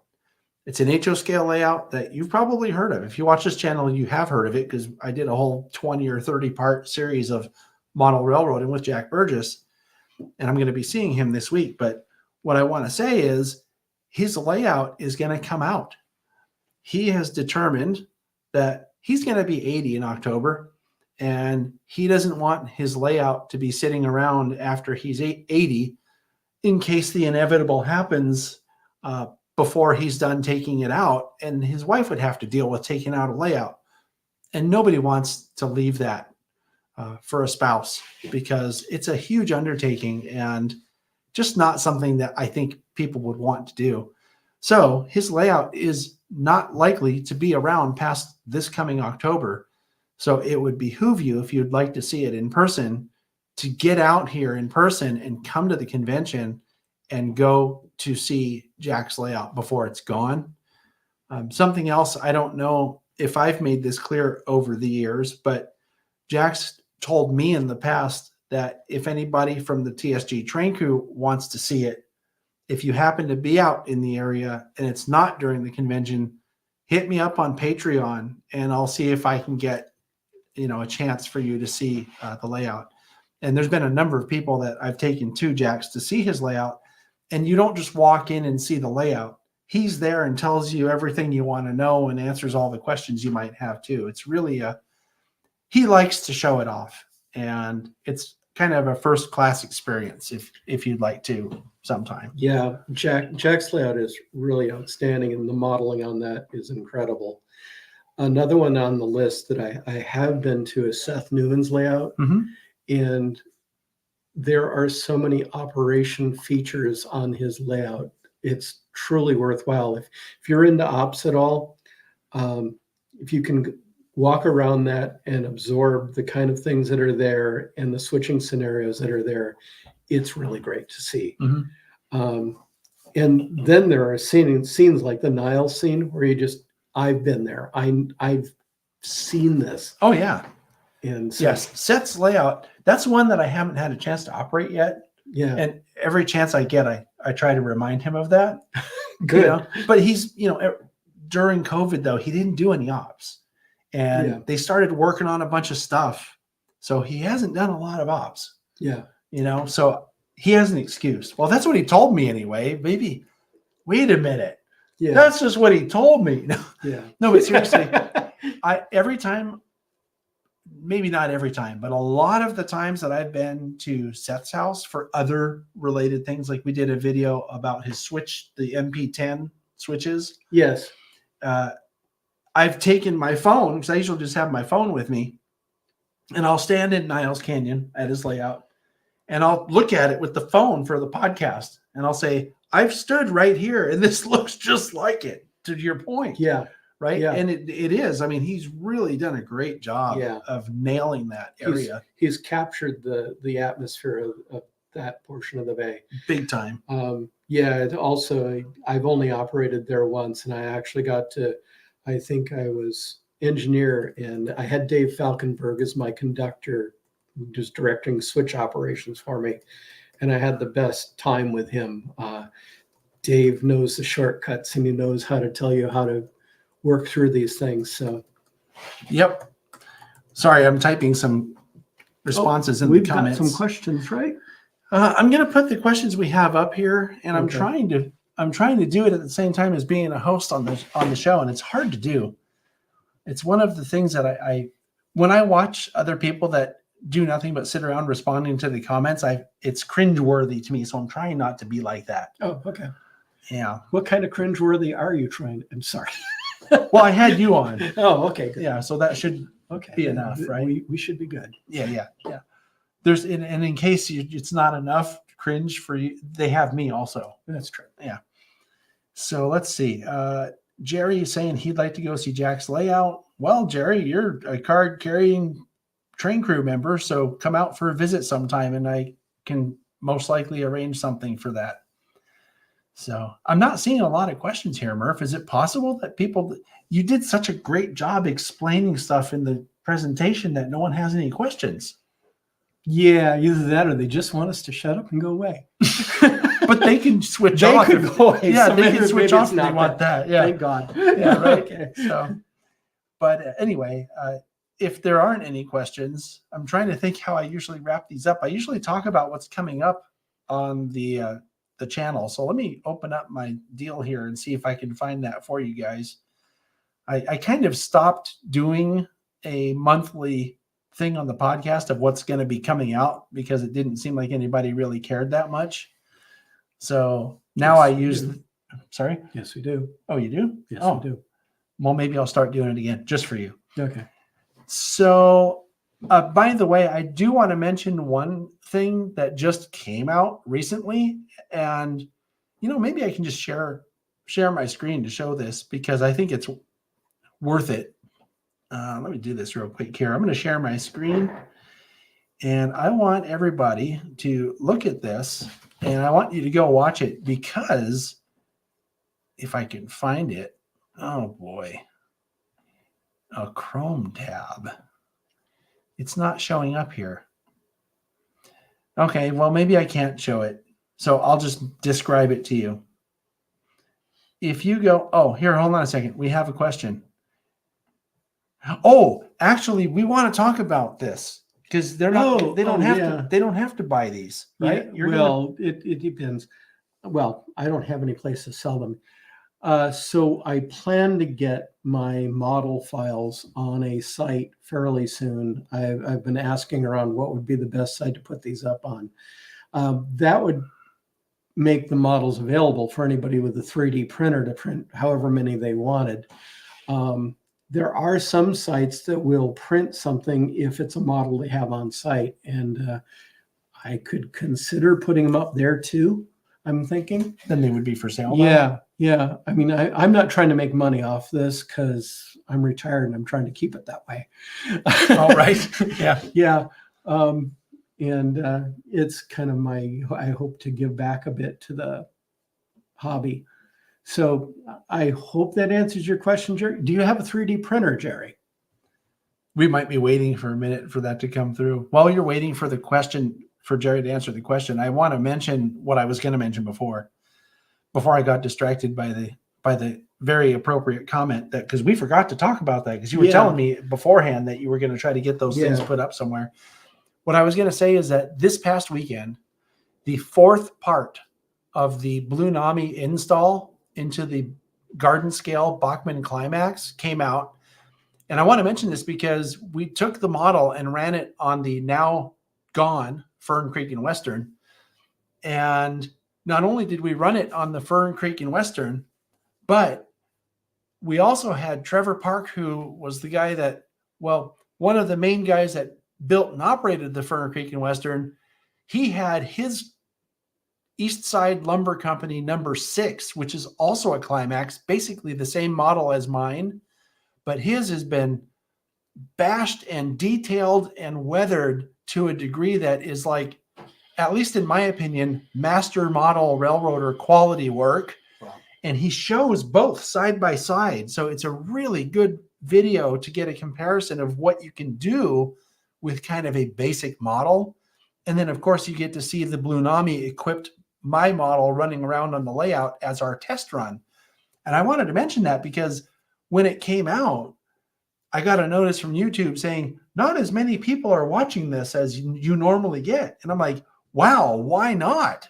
Because I think it's a great video, not because of my part in it, but because of Trevor's model. So if you guys didn't get to watch that, please do. You'll see that it's very much worthwhile. And it's probably so good that you might even want to share it with people. So anyway, I wanted to mention that. And on the topic of Fern Creek and Western, are you scanning for comments? Yeah, actually, Okay. Tony, yeah, I'm aware of Thingiverse, and also somebody up top mentioned Cults 3D. I've used both for various things, for this my one here. wargaming stuff mostly. So yeah, I'll be looking at both of those. I know either one of those has a printing service. I'm pretty sure. Yeah. Oh, this is kind of cool. So Tony Ryan actually does models that you can get Yeah. on Thingiverse. Oh, well, there's Yeah. a little plug for you, Tony. If you become a millionaire overnight from all the people watching this, remember who helped you out. And you're welcome to join the train crew too. Yeah. So I wanted to get back to the Fern Creek and Western. So Tree Frog Flag Productions in our comments here, that's Trevor. Okay. Oh, He's cool. hiding. He's hiding in plain sight. That's Trevor right there. And this is important to me because the Fern Creek and Western was also important to me. And like I said, Trevor's one of the 3 main guys. I mean, the Fern Creek and Western really became more than just 3 guys. It became a whole community of It people, seemed that way. which I you was ended up as impressed. part of it too. Well, I was in a- fortunate enough to get to actually be able to run there, and that was right. awesome. So next month well, I don't know if it's going to be this program. I'll just put it this way. Next month on the second Saturday, whatever that is, let me check my calendar so I give people the right information here. March 9th, we have the Fern Creek and Western, what I'm calling the ultimate layout tour. And I'm not using that like some, stupid marketing term. Oh, it's better than the best. It's the ultimate. What I mean is it's the ultimate one. It's the last and most comprehensive layout tour of the Fern Creek and Western that could possibly be done. And we went through great lengths to make this layout tour as good as it could be, paying proper respect to the layout, everybody involved, the history of it, etc. But so that's coming out on that Saturday.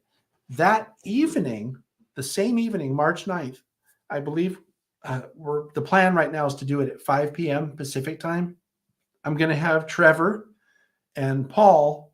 That's one of the other of the 3 major people. The third person can't be with us because he's no longer with us, which is why the layout is completely gone now. I'm going to have those 2 on for a very special live stream like this.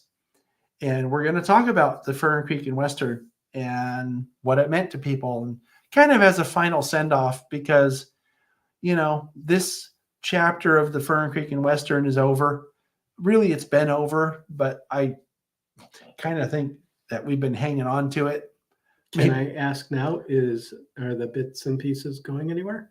They're in storage now. Okay. As a matter of fact, if you watched the last podcast, I had a picture of it. Oh, cool. In storage. Okay. It's this vaulted ceiling in an attic somewhere, undisclosed location for the sake of the innocent. I was trying to talk Mo. I'm like, we could let them use our front yard. Then the tree went thump, and I was like, oh, I'm probably Yeah. done. So good. Well, I'd also kind of floated the idea if they wanted to use my yard that they could move it here. Oh, that'd But be cool. it could be cool. But I told them I can't maintain it like Eric did. Yeah. Because something we realized, and I'm sure we'll talk about this on the live stream in March, is that Eric did a lot more work, I think, than any of us really realized. Maybe Trevor and Paul had a better idea of how much work he did maintaining stuff because he lived there, right? So he was there every day, and a retired guy and liked to putter around the yard with his dog. And so he was maintaining stuff all the time. And, I didn't know that. I assumed that most of the work happened when the guys were there. And I think I was wrong, just as someone who was an outside observer. So, Ethan, thank you very much. I thought they were really good. And really, the Blue Nami, I think, with battery power is a really great solution, especially for that scale. Yeah. Because you can fit a hefty battery into one of these models, even into a Climax that doesn't have a lot of space in the tender. We put a battery in that thing, and I haven't had to charge it yet. Now, I haven't been using it all the time, but I've run it a fair amount on the Fern Creek and Western. And sort of by accident, I lost my charger in that whole process of as they were closing the railroad, and Trevor had to take the model to do some fine tuning on it before we ran it. Yeah. And I gave him the whole box with the charger, and I didn't get the charger back. So it's sitting in my garage right now. And I promise you, if I took it out of the container it's in and turned it on, it'll work because the batteries hold a lot of charge. Yeah. I mean, you could probably run the thing for hours on a single charge. So in garden scale railroading, it's a really good opportunity using Blue Nami with a battery, onboard battery for power. And the best part, which is the bane of every layout owner's existence, is you don't have to clean track. Yeah. Right. Oh, So once you run a couple layouts with dead rail, as they call it. Oh, you're spoiled. Yes, you are. Yeah. I mean, I've operated mostly Rays. Yeah, Ray Turner. Yeah. That's another layout that's on the channel. Mystic Yes. Mountain with Ray Turner. Great layout. And Great guy. And yeah, exactly. And Fern Creek and Western is like, oh, okay, this is kind of like Ray's. And if they're using a more modern decoder there, which is good. I mean, Ray has stuff. I don't know that he can get parts anymore with what he has. So it's like, this is a great migration path with a little bit more features, and seems like it'd be the way to go. Yeah. One of the interesting things that Trevor will talk about in the layout tour video, I mean, really, I don't think we missed covering anything on this video. I think you've seen it, haven't you, as a patron? Because I put it up for patrons recently. If you haven't watched it yet, please do. You'll see. Yet. I will have to. Trevor has a whole segment talking about the equipment and live steam and dead rail and battery powered with the airplane controller to do all the service. Yeah. And Trevor put a camera on the locomotive where you can see the servos doing their thing. And they're operating the controls of this miniature steam engine, live steam. Wow. It's really cool. Wow. Anyway, so there's more stuff coming up on the channel. That's the stuff that comes straight to mind. I know that there's something coming out this Saturday that's a feature program. I don't remember what it was. That's what I was going to do. I was going to look for that so I could tell people what it was. Yeah, I believe Heath is about to start. I'm sorry, we're going over. And I remember talking to Heath and telling him I would try not to go over. One last thing, and then we're going to go here. And I'll tell you where to go see Heath, in case you're still watching by then. I want to see here the schedule for, where is it? Can I get one thing in the side? Yeah. Dave Hammer, text me on the Discord for SVL. You should be able to get hold of me that way. Oh, there you go. That's a good idea. And the answer to the question is content. What's coming out this weekend? We're on February 20-something, 23rd, 20.